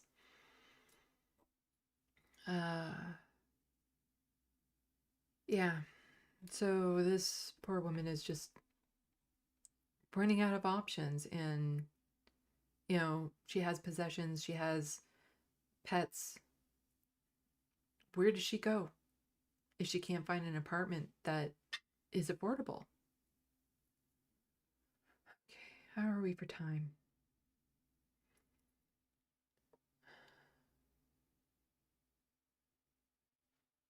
Okay, I'm just trying to see. So I have, is it actually in the title of this video? It's in the description. I know I put it in the description. Okay. I might have to remove it from the description because I wanted to get to this. We're processivores. How did we rebuild our eating habits? So this is talking about food not really being food anymore, and I want to go over that, but it's a fairly long article, but then tie it into some other things that are happening. But just given the time, I'll save this for Tuesday if there's a live stream on Tuesday. And I want to get to something a little bit more poignant. So 33 years ago tonight, so that's December 5th, 14 women went to bed thinking about their finals, futures in STEM, and the upcoming holiday season. They didn't know that these dreams threatened a man's sense of self-worth, and they wouldn't survive to see their goals and aspirations become a reality. On December 6, 1989, a man entered a mechanical engineering classroom at Montreal's École Polytechnique with a semi-automatic weapon separating women and men. He shot the women, screaming, "You are feminists." 14 women were murdered. Today we remember their names, not his. And I'll just scroll through this. I won't be able to pronounce their names, unfortunately.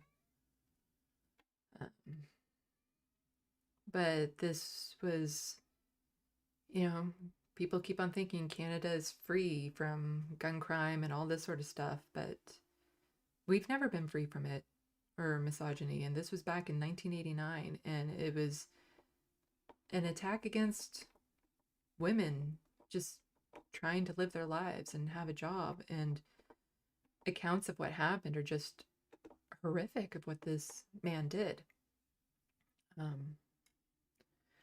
So the École Polytechnique massacre, also known as the Montreal Massacre, was an anti-feminist mass shooting that occurred on December 6, 1989. 14 women were murdered, another 10 women and 4 men were injured. The perpetrator, armed with a legally obtained semi-automatic rifle and hunting knife, entered the mechanical engineering class of the school. He ordered the women to one side of the classroom and instructed the men to leave. After claiming that he was fighting feminists, he shot all 9 women in the room, killing 6. The shooter then moved through corridors, the cafeteria, and another room, specifically targeting women for just under 20 minutes. He killed 8 more women before ending his own life. In total, 14 women were killed and 14 others were injured. The massacre is now widely regarded as an anti-feminist attack and representative of a wider societal violence against women. The anniversary of the massacre is commemorated as the National Day of Remembrance against and Action on Violence Against Women. After the attack, Canadians debated various interpretations of the events, their significance, and the shooter's motives. Other interpretations emphasized the shooter's abuse as a child or suggested the massacre was an isolated act of a madman, unrelated to larger social issues. Yeah, mental health and a bad childhood does not justify that.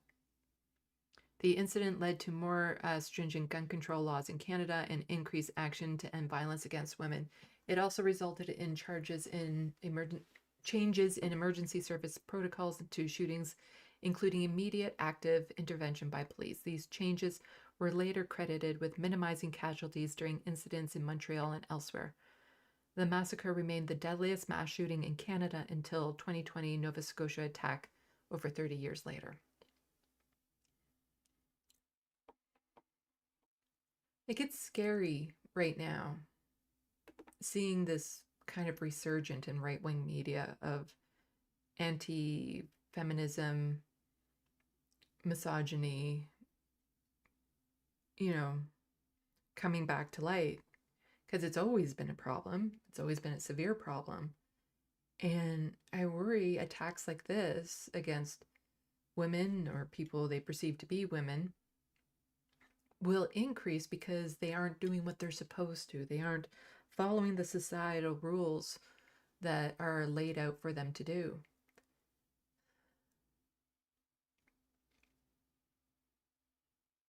Like, things were supposed to be getting better, The future was supposed to be Star Trek. But everything seems... There was like divergence in that timeline. A really weird one, as in we have, like in Gen Z now, we have some of the most progressive, open, amazing group of people. Yet at the same time, we've never been so close to fascism here. It's really... I've been trying to get Sam on my show so I could actually talk to him about it, because he's been an adult since the 90s and involved in politics. And so I wanted to pick his brain about it, about that divergence and how it happened and stuff of that sort. But he hasn't gotten back to my calls, so... Or not my calls, my DMs on Twitter, but I seriously doubt he's on Twitter much these days.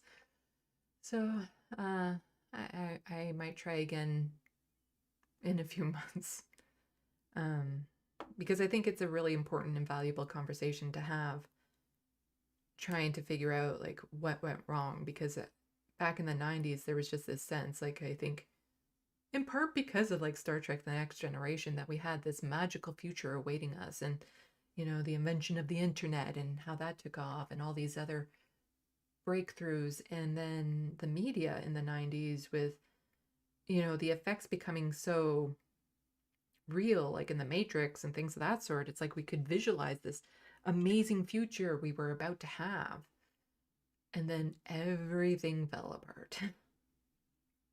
So yeah, I think that would be a very interesting conversation to have.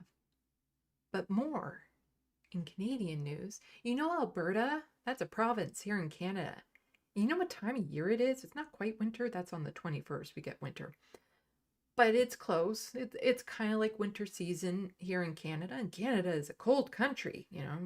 We're known for all the snow and stuff, or the Great White North because of all the snow. And we're constantly teased about it by the Americans, of how we all, go ice skating and play hockey and build snowmen all year round and that sort of stuff. So this is Alberta right now. Breaking: fire crews seen battling massive grass fire northwest of Airdrie, Alberta. Don't know if there's sound to this. No, there is no sound to it. Yeah. A massive grass fire in Alberta in December.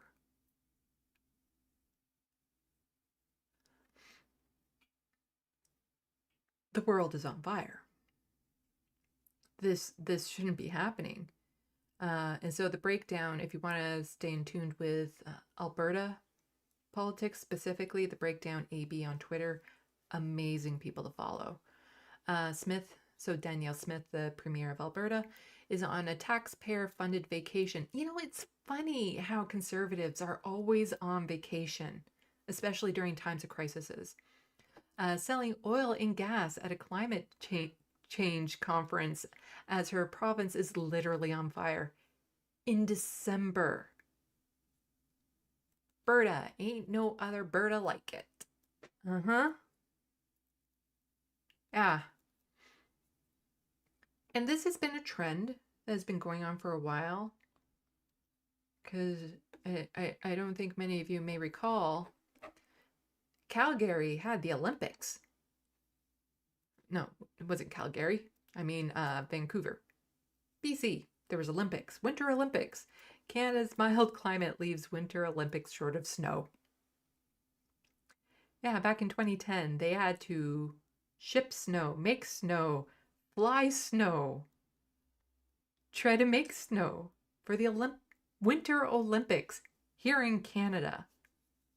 For a climate where you didn't even need your winter jacket. It was so mild.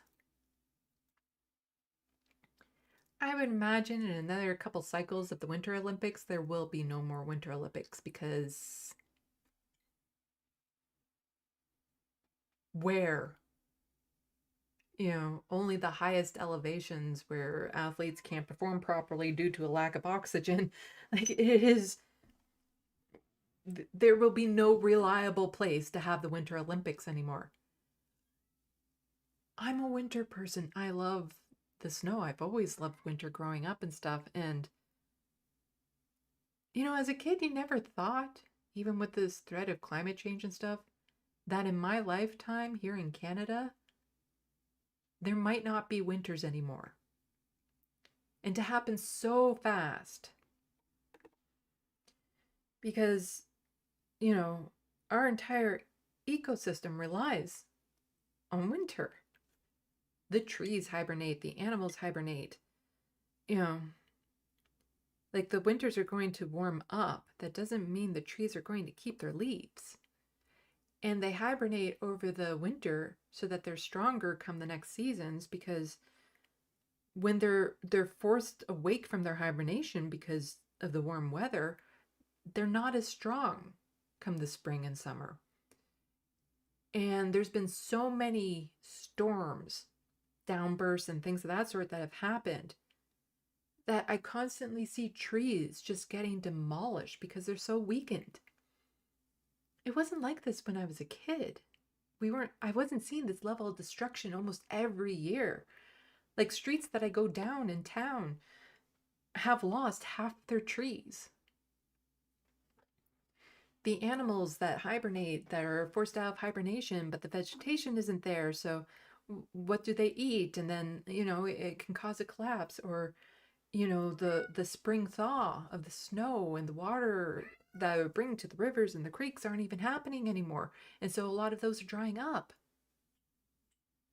Like, a lot of people don't seem to mind the idea of winter going away, but we need it. It's part of how our ecological system runs.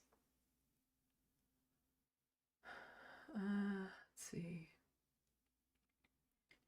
And I think I have like a couple other things that I kind of had on the docket to get to, but I don't think I need to get to those right now, because it's already been lots of chatting. Let's check chat. Checking chat.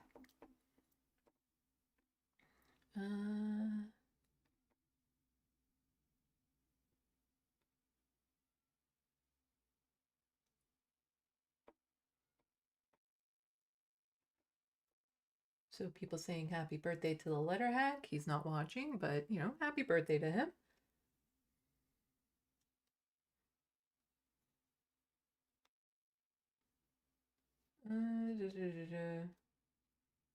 Karen Bast. Oh my God, Crackhead Stadium. Yeah, you don't need to name a stadium after Rob Ford, okay? He wasn't that great of a mayor. You know, he's not remembered for being an amazing mayor. He's remembered for being the absolute worst. Yes, for those of you who don't know, Rob Ford used to be the mayor of Toronto and he ended up dying of cancer. But he was known as the crack smoking mayor of Toronto. He was involved with like dealing drugs and everything when he was younger. And yes, he is the brother of Doug Ford, which is, you know, part of the reason why Doug Ford was able to get into politics was on the name recognition of his brother.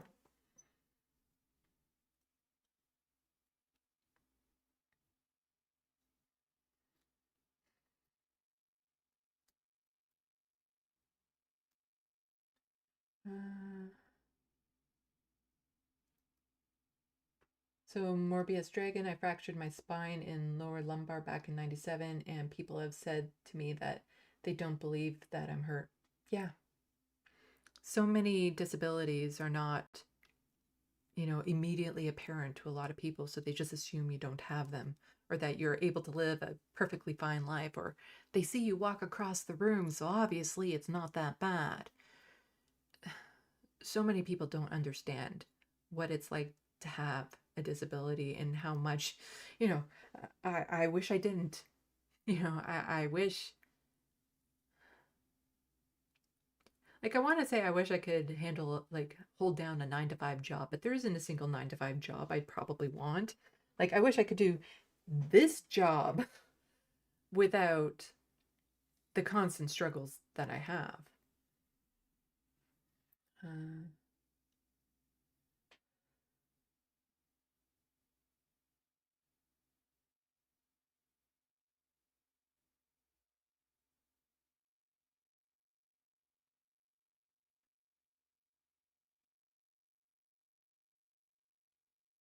Let's see.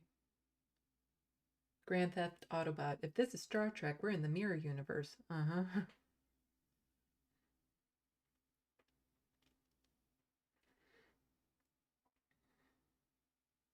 Grand Theft Autobot. Again, the conservatives keep saying that climate change is not real. No, it's not real. It's not real. Look, it's cold somewhere.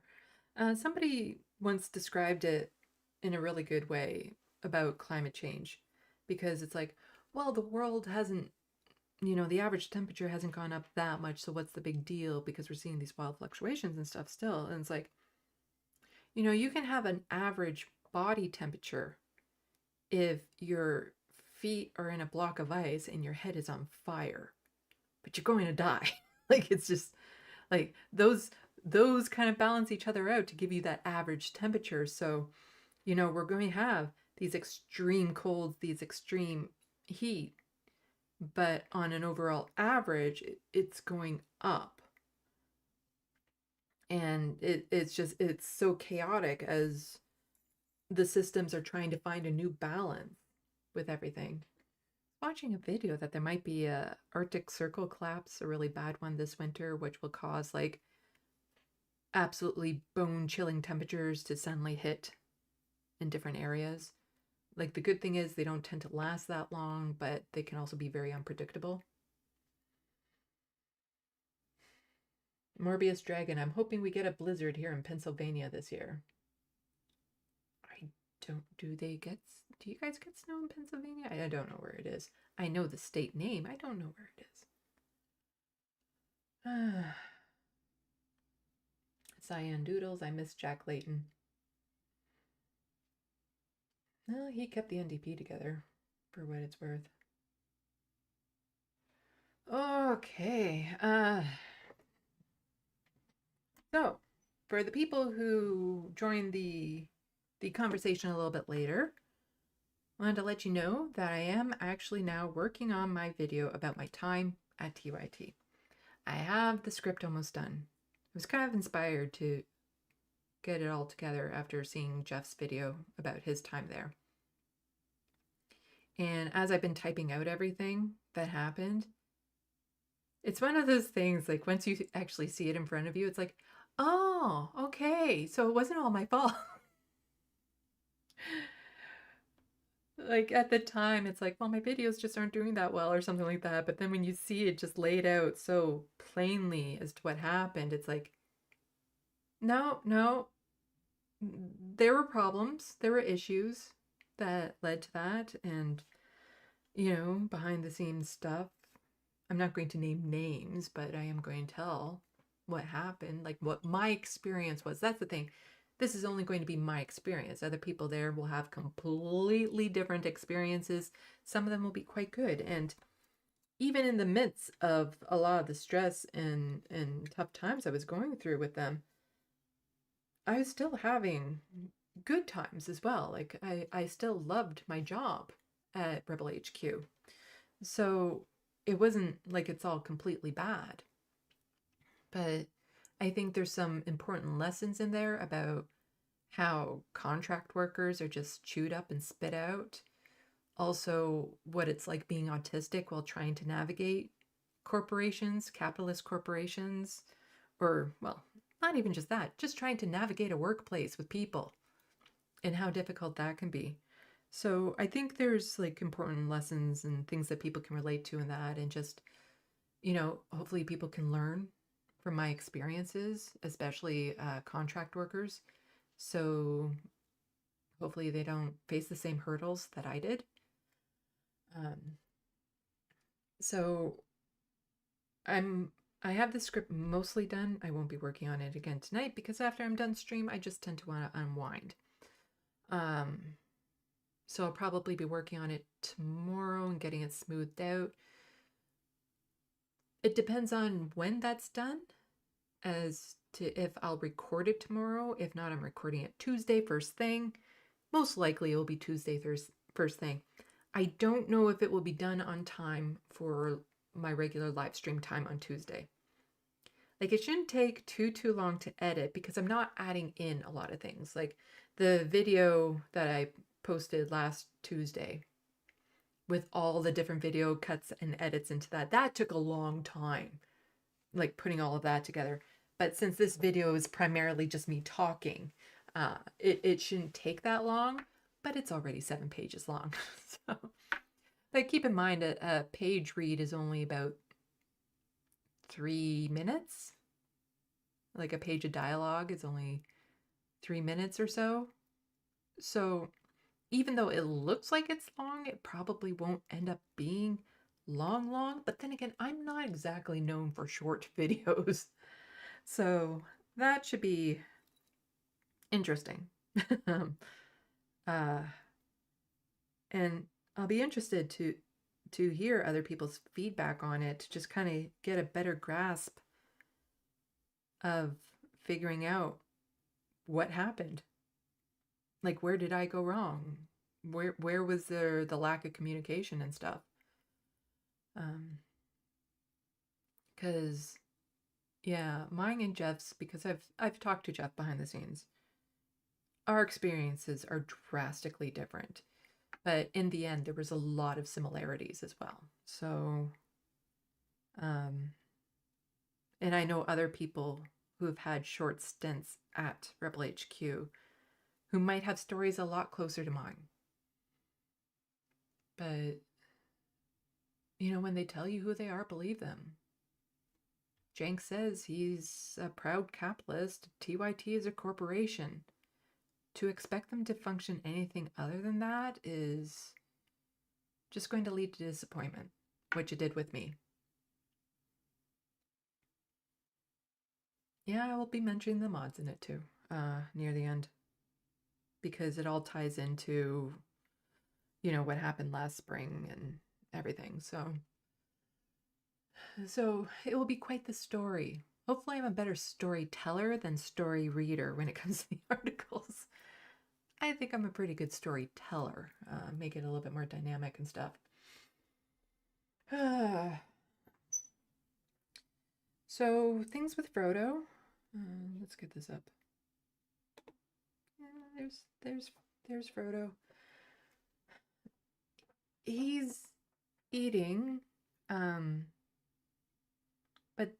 I think part of that is because he's still on appetite stimulants. I don't know how he's doing, but I have this bad feeling that he doesn't have much longer. Like it's just this gut feeling, a knowing. So I'm worried about him, even though he is eating, because it's left at the vet right now that if he goes back, it's going to be for an ultrasound to find out what's going wrong. But I'm trying to justify the cost of that. Like, there was one person who was so kind, and he sent me over $500 to help cover the ultrasound, which is great. But his vet bills already are close to $2,000 as is. So no matter what, I need that money to help pay down these vet bills. What the ultrasound would do would lead me to a very difficult decisions, because one, it would tell me if he has cancer, and if he has cancers, there's nothing that can be done. However, there's signs that he could have a linear, it's called a linear something or other. It's basically like they've swallowed a string, and it's not something an x-ray can see, but what it does is it can kind of get stuck in the intestine and cause it to bunch up. And there was an indication, because he's had 2 x-rays just a few months apart, and so they were able to tell that there was a bit of a bunching in the intestine, but they don't know if that's from a type of cancer or if it's because of like a string causing it. Also, his spleen is a different size, which is, again, is indicating he could have a type of cancer. And if he has cancer, there's nothing that can be done. If he has that blockage in his intestine, then there is the possibility of surgery. However, he's 15, 16 years old. The likelihood of him living through a surgery is very risky at his age. But if all that the problem is that he has this blockage and he doesn't have cancer, then he might still have years of life left, because yes, he does have kidney disease, but it's at the beginning stages, and cats can live years with kidney disease. So I'm not sure what to do if he gets sick again. Well, he is still sick. He just came in here, and I'm going to have to do a little bit of cleanup because I picked him up. And let's just say there was stuff coming out of his bum that shouldn't have been coming out of his bum. So I will have to do some tidying up and some sanitizing. But he's walking around fine. Like, he's eating overnight. He's interacting with me, wanting pets. So I don't know what's wrong. And it's stressful, and this is why, like, there might be a time where I suddenly don't have a live stream. It's because I'm coping with his passing.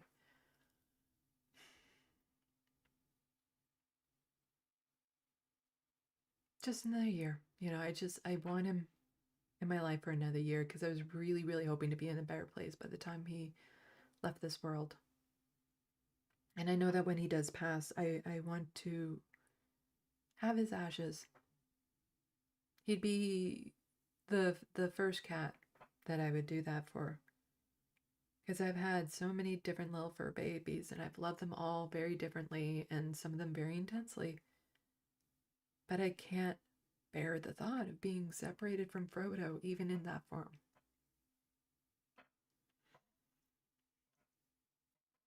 So hopefully time will tell how he's doing with that. Hopefully he kind of, pulls through this again. But it's one of those things when cats get sick at this age, it's a constant roller coaster of up and down and up and down and up and down, because they'll be fine for a few months and then take another dive, and then you go through this all over again and over again. And this community has already been so generous towards me and helping me, like the other 2 times, because in the spring there was Tulip and Frodo. Like Tulip had to be put to sleep, and Frodo had a potential eye infection, and the community rallied and was able to help me pay off those bills. And then Frodo was sick just a few months ago, and between the help of the community and some one-off jobs that I had, I was able to pay down his bill.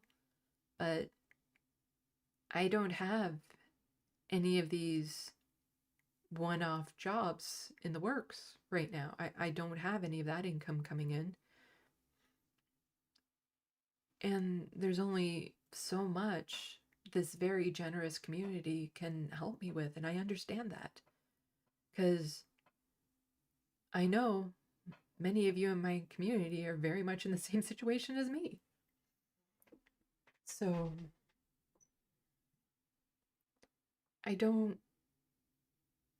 it'd be a miracle if I can even get these bills paid off, let alone if I have to take him into an ultrasound and stuff. I can't stand the thought that if he has something fixable, it needs to be fixed so that he can stay in my life.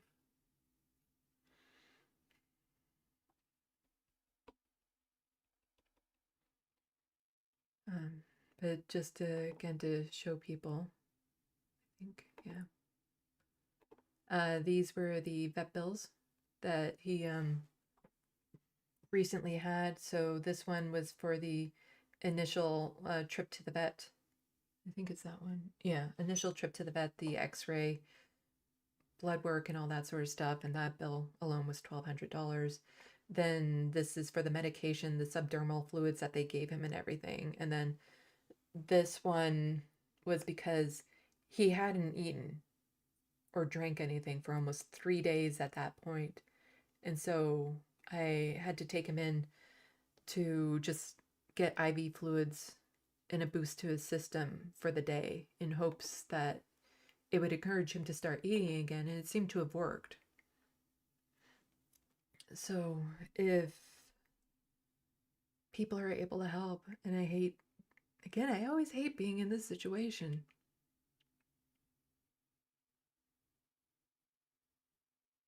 And it shouldn't be like this. Not here, not in Canada, not in the United States, not in our rich countries. It shouldn't be like this.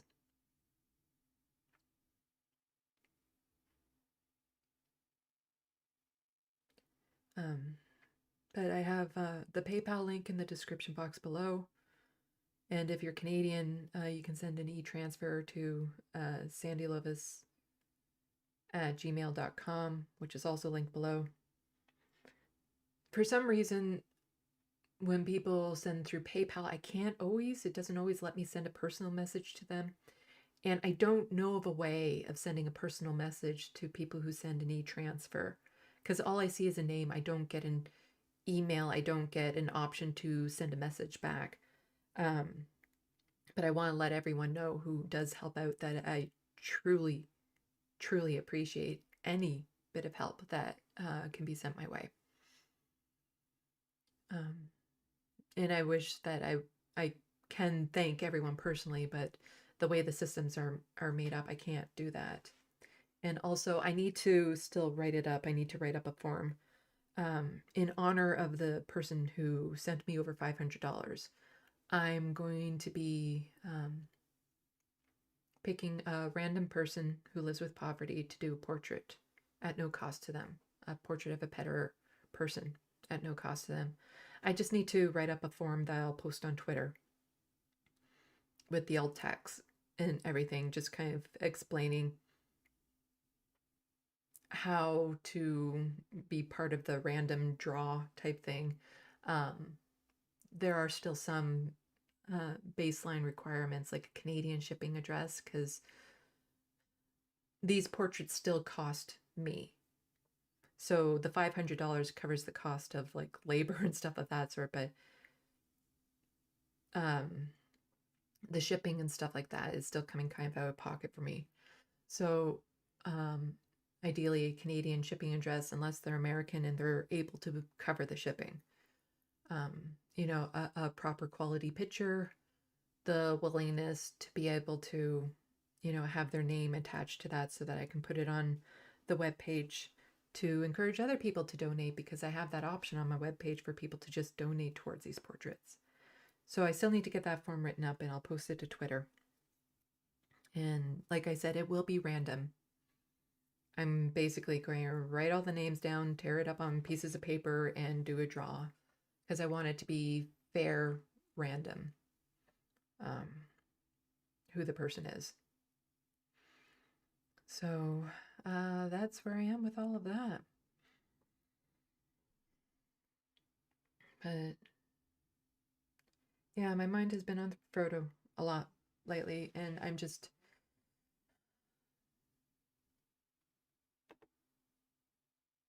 I'm really, really hoping he'll just peacefully pass.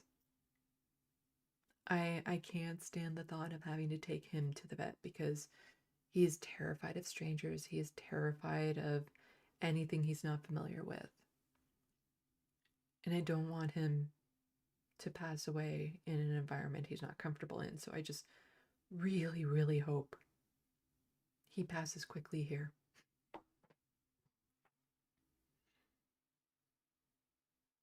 It's rare, but I've had pet cats where I suddenly notice they're sick and suddenly they're gone. Yeah, he has a heart murmur, maybe a heart attack, something. And I hate even thinking about that. I want him to live forever, of course. So, fingers crossed that he pulls through.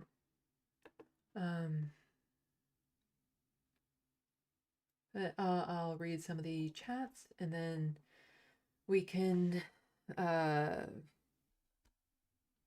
up for the evening.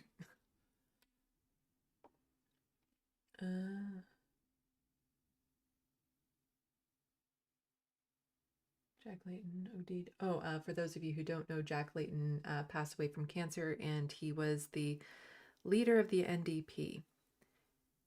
He has, when you look more into it, he was a great person, very dynamic, and definitely for the working class, but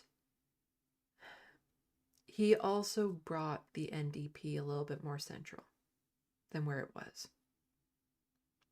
Like, he was a very strong voice, a very coalescing element within the NDP, but he wasn't as progressive as, you know, we could have hoped for, but he was an amazing person. And he passed away way too soon. Olivia Chow, actually, the new mayor of Toronto, was his wife. I actually have a movie. It's a documentary, The Life of Jack Layton, that I've never actually gotten around to watching. Got it for like $2 somewhere.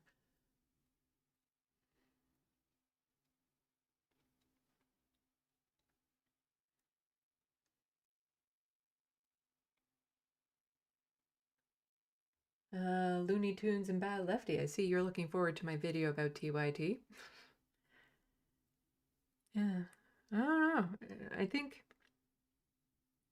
because it's not like I'm ever going to be able to go back on the network after what I did in the spring in response to Cenk and Anna. But, you know, for the first time, I actually went back and watched my conversation with Cenk, because I could have swore I said certain things specifically, but I didn't say them as directly as I thought I had. And I was trying to figure out if there was a cut in it or something, but then closely watching it, there's no cut. It's just, I was super stressed during that conversation, and I wish so much I could have done like a redo or something, because there was so much I wanted to say, but I did say he was being dismissive of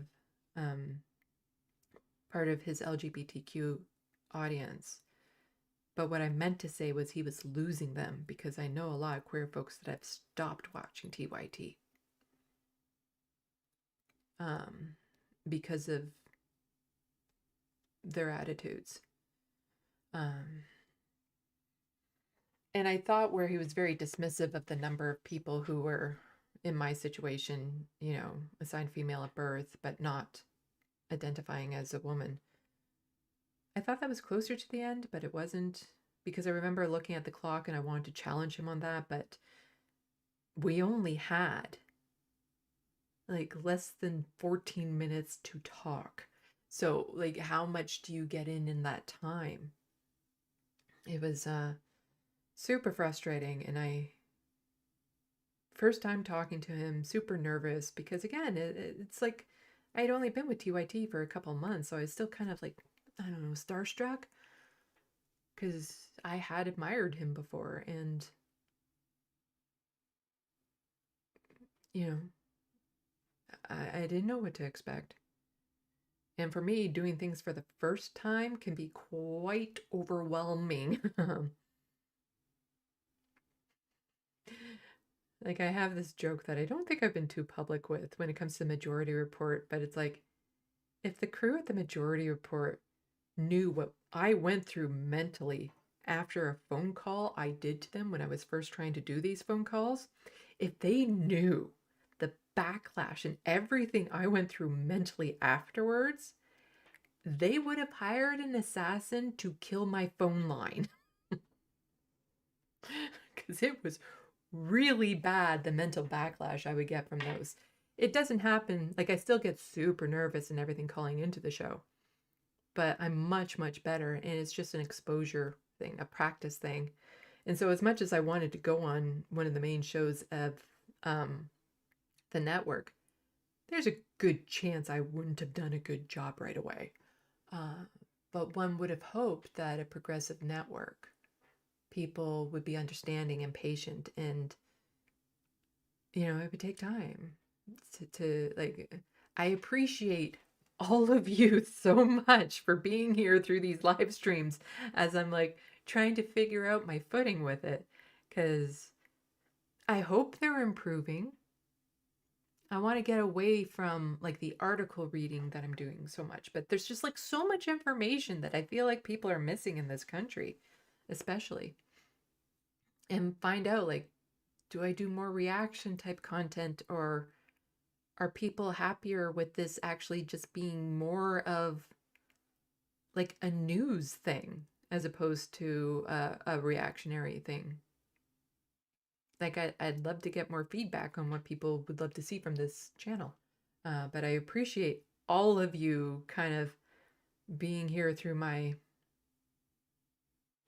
what do they call it? The stumbling blocks? Being here through the growing pains. Let's see. I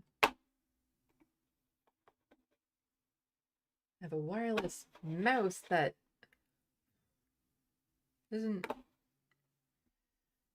probably needs to be charged, apparently.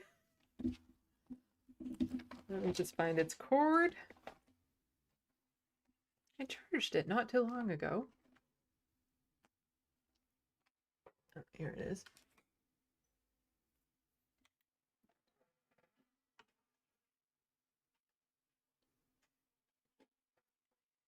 It's like I got this new wireless mouse and it's great. Oh, that's not the right cord. But it gets charged through the computer. It's not a battery, so it's like a rechargeable thing, which, you know, it has its pros and cons. But luckily, it still works as if it's plugged in. So I'm just plugging it in now.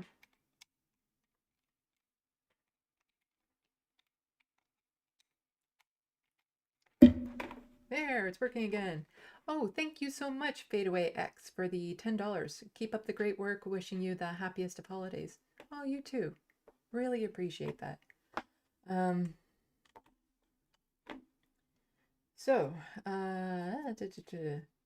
Morbius Dragon saying Jeff Wiggins was awesome on Leftist Mafia this past Thursday. I actually need to go back and rewatch it. I was out for my walk for a lot of that. Jeff is great. He like behind the scenes, he was so supportive of me. And he was like the only one.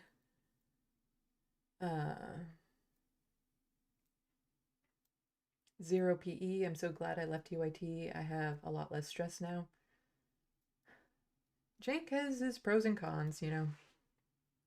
He can get passionate, but it can be tense watching his rants. But sometimes they're also very cathartic, which is something I appreciated about them. There was one that was going around online recently of him venting about what's happening in Gaza, and luckily they're on the right side of that issue from everything I've seen. I don't watch their shows regularly. I just see clips every now and then floating around on Twitter. But he does seem to be on the right side of that issue and is very vocally speaking up about it, which is good. Zero PE, that modding was too stressful. Yeah. I hope my chat has been kind to everyone. I want to build like a supportive community here.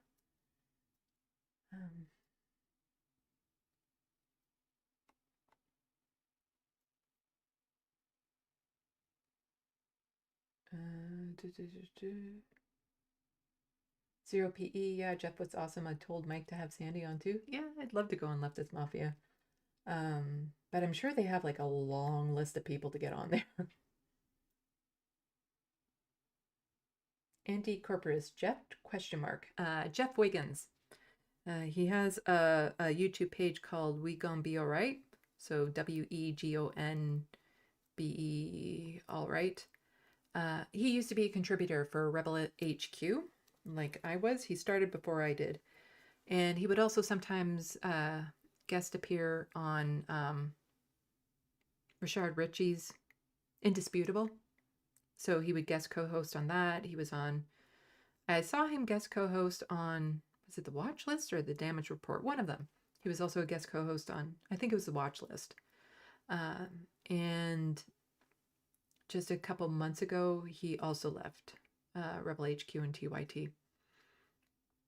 So he has a video about it. You can go check it out on his channel. There is a lot of, especially at the end, there's a lot of similarity as to what we had gone through. And, you know, I had reached out to him when I first started because I was just looking for advice and guidance, and he was just amazing. He's a really good person.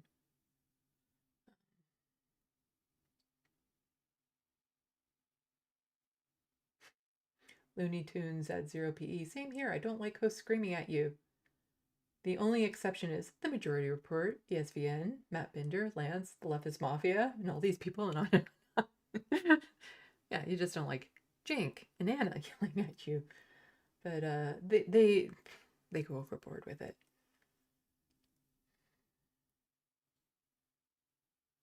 I see a question mark about this past July, and I don't know what that means.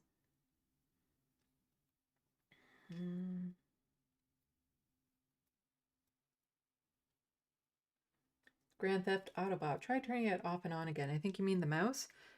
There isn't an on and off switch. I guess there is, actually. It just kind of turns off on its own, and then I have to wake it up by hitting the click button.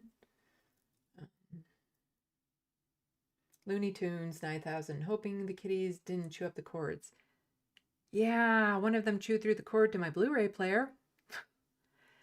Luckily, I had taken it to Walmart to see if they had a replacement, and they didn't, but the guy in the electronics department there was actually super kind, and because I had the cord with me, so he actually showed me how to strip it down and reattach it, and then when I got home, I put the electrical tape on it, and it worked, which is great, because I had one of my Star Trek's Next Generation in the Blu-ray player when they did this. And since then, in my living room, I've slathered all the cords with lemon juice because that should work on getting them to stop chewing through it.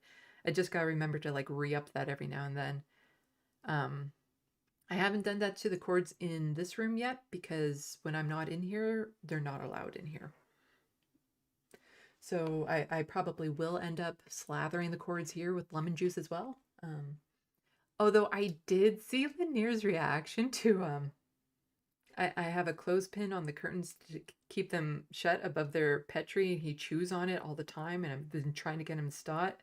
So I put the lemon juice on that, and I saw him chew on it, and the expression he had on his face was quite priceless.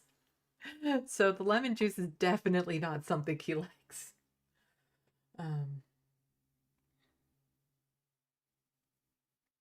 Oh, Jeff will be on the Letter Hack tomorrow night. Wonderful. So everyone go check that out on Letterhack's channel tomorrow. And everyone spam his chat with happy birthdays. It's today, but you know, you can say it tomorrow as well. I'm sure he'll appreciate it.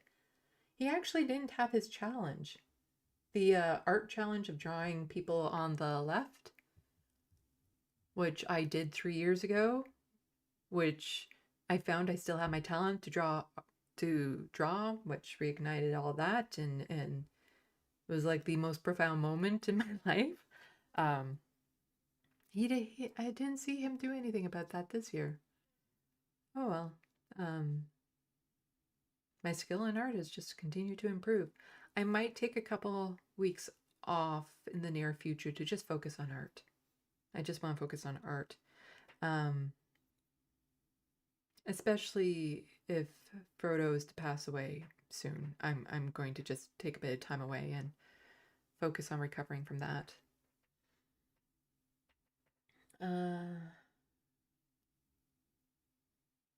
So let's see. Got the super chat.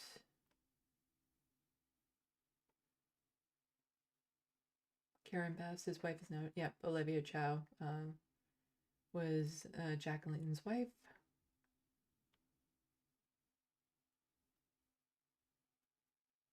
Oh, Looney Tunes 9000. Do you have the moments from July when the mods left?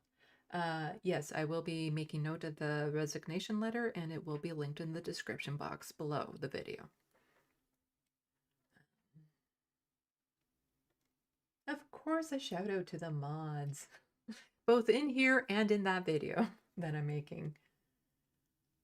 Because I really appreciate you guys doing this, and I hope one day that I can help out. Do a quiz night. Yeah, it would be fun one night if I do like a call-in show and I'm just quizzing people about Canada. That would be fun, because even Canadians, if you just go around and ask the average Canadian who their mayor is, I think unless you're in a city like Toronto where it's like always in the news, I think you'd be shocked at how many people don't know basic things about their own city, like how many wards there are, how many, you know, what's the name of their ward councillor, their regional councillor, their mayor, like all that sort of stuff. There's a lot of them won't know. Or, you know, how many territories we have, because none of it only became a territory like a couple 15 years ago, a couple decades ago. Yeah, it could be a lot of fun, but I would make sure that I actually have the correct answers in front of me before I do that.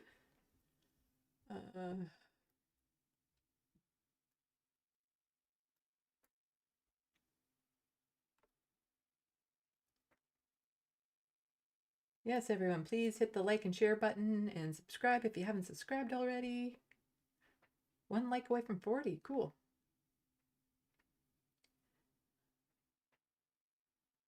Ross Carson on Gaza. Jenks says what needs to be said, and most everyone else isn't. Yeah, he's been very fiery about that, and it's good. Credit where credit's due. You know, I can't ever support the network until they address the transphobia that they ranted all about, and the birthing person issue, especially me being non-binary and being a birthing person, and just the comments that they were saying about that. So unless they're to address that and actually grow on those issues, I can't support the network. But I'm glad to see at least they're on the right side of the issue with Gaza. Because it'll be interesting to see. One of the things that I kind of had in the docket to go over was the recent report that said the amount of retail theft is actually monumentally smaller than what had been reported by these retail companies. And Anna had been ranting about like the surge in retail theft and all that horror and stuff like that. And so now it's proven that no, that is all wrong. And so it'll be interesting to see if she actually corrects herself in the near future on that, because she got a lot of pushback from some of the other lefties about that, and she was digging her heels in on that and using it like it was fact coming from corporations, because we can believe them on this sort of stuff. So it'll be interesting to see if she actually, you know, turns around on that.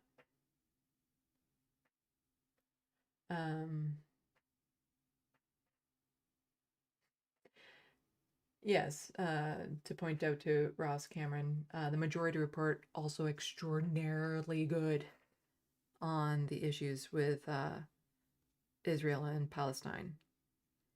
And that one I feel is even doubly more important because of Sam being Jewish and speaking out against Zionism.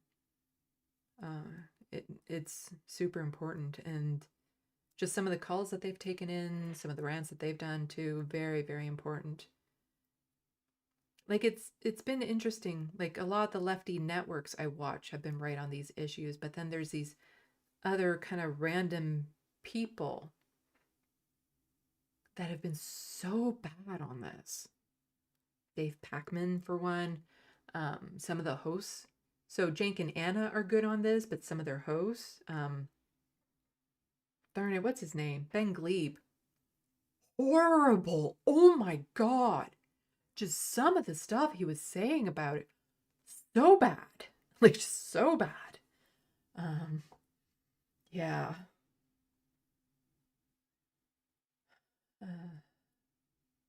Yeah, Kyle Clancy, everything I've seen from his coverage on it has also been good. You know, of course, Lance from the Source has been good. David Dole has been good. Mike Figueredo has been good. So, like, a lot of the more progressive left-wing people, network type things have been good. But there's just some of the centrist people, part of the networks that are kicking around that are just really bad on them.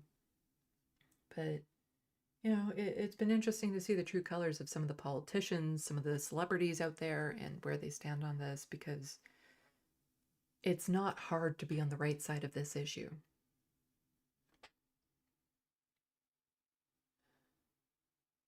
We can be your art too. Why don't I do this? See, you can check out my art here on this webpage. I can't really live stream my art, like drawing pencil work. It's the setup just doesn't work for it, and everything I would have to do to accommodate that. And also, lead is very reflective, so trying to find the perfect angle that would show what I'm drawing without my arm in the way. Plus, I'd feel weird letting people watch me do art, not because I'm self-conscious, but just because I feel like I should be communicating more with you guys or something. I don't know.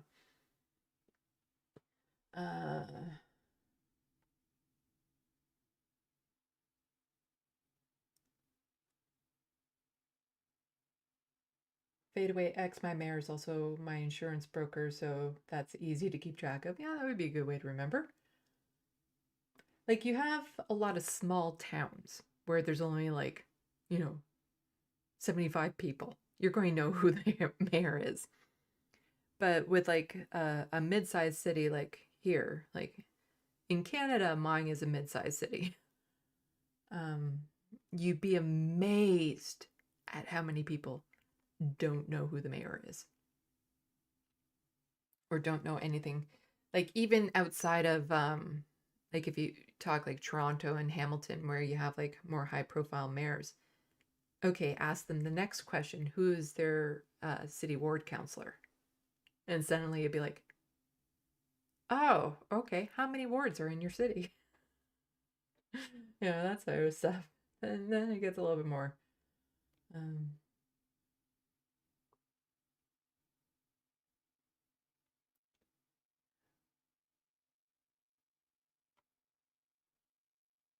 I was just lost my spot where I was. He's probably news. I know.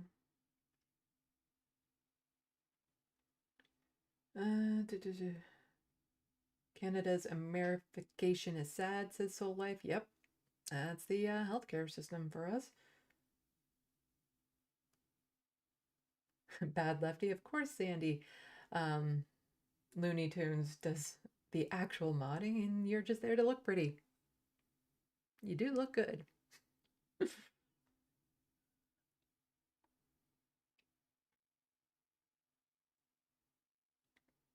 Zero PE saying that Jake and Anna's take on trans people made them leave. Yeah.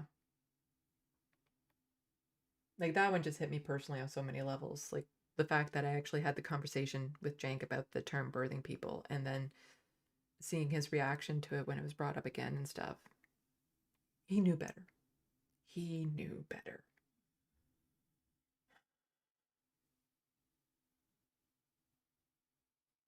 TYT, drop the ball, Jessica? I don't know what that means. As far as I know, she's not really attached to their network anymore.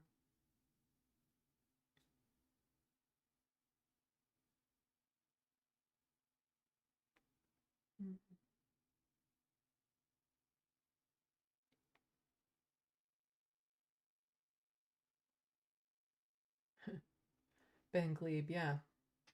Bad Lefty, like Ben Glebe and other people. Yeah, he's just... His comments were disgusting. Like, he was basically justifying the deaths of all these children over there. It was just so gross. Soul Life Burbank took TYT off her profile when she went to the Hill, but she has done first appearances. Yeah, I knew she kind of moved away. She had a very, like, large platform to begin with. Like, in that situation, it was more TYT benefiting from having her versus her benefiting from being part of them.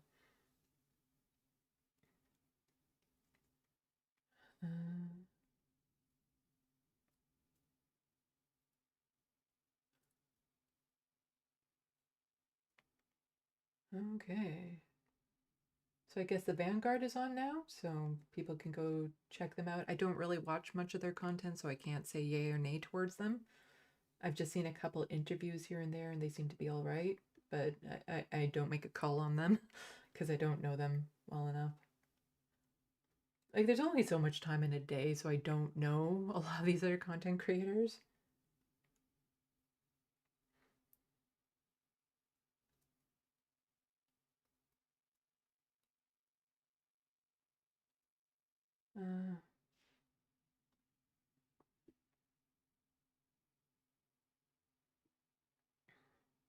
Let's see. Chi is Bay. Love your channel. Well, thank you so much for coming out.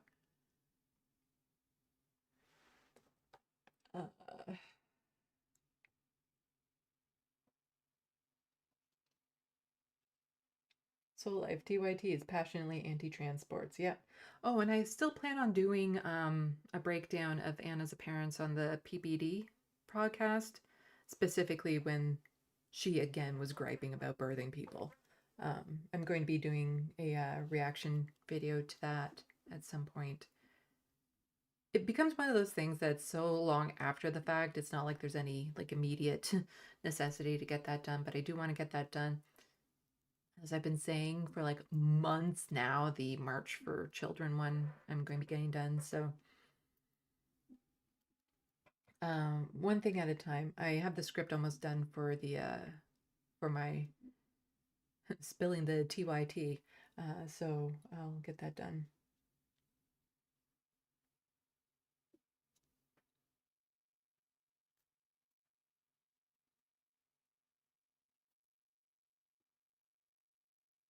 Okay, I think that gets me pretty much caught up with the chats and stuff. So let me just do the social media things.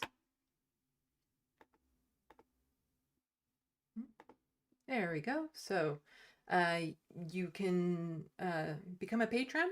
It's linked below, or purchase something off my wish list, which, you know, every little bit helps. Some things would just on that list would just cheer me up. Other things help, like cat food, cat litter, things from both my recording studio and art studio. You know, it's if all you can afford is a pack of M&Ms on there, I appreciate it. You know, and of course, if you can become a patron, please do so. And again, only if you guys have the extra money. Like, I don't want anyone sacrificing any money they need to donate towards Frodo, to become a patron and stuff of that sort. Like, I understand times are tough, so only if you have the extra money. I truly appreciate it.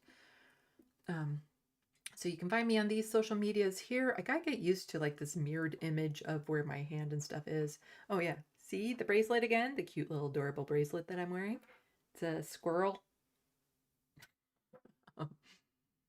And of course you can check out my art. I'm still looking forward to the day of having a customer other than my mom. I need to find ways of advertising that art channel. So I will either be going live for a live stream on Tuesday or premiering the TYT video, depending on when I get that done. I have a couple things I was planning on getting to today that I didn't, so that would be on Tuesday's show. And I don't know, I might do a combination of the two. We'll find out. We'll find out. So I am attempting to have regular live streams at 5 p.m. Sundays and Tuesdays, and once I kind of get things together, I might expand that. But until things settle with Frodo, it's going to be a little bit more chaotic mentally for me. So we'll do that. And yeah, thank you everyone coming out. Thank you, mods. You were wonderful. I hope that we get a great little community going here. So, with that said, salut, à la prochaine. Thank you for watching and stay tuned. I'm Sandy, wishing your tomorrow is better than your today.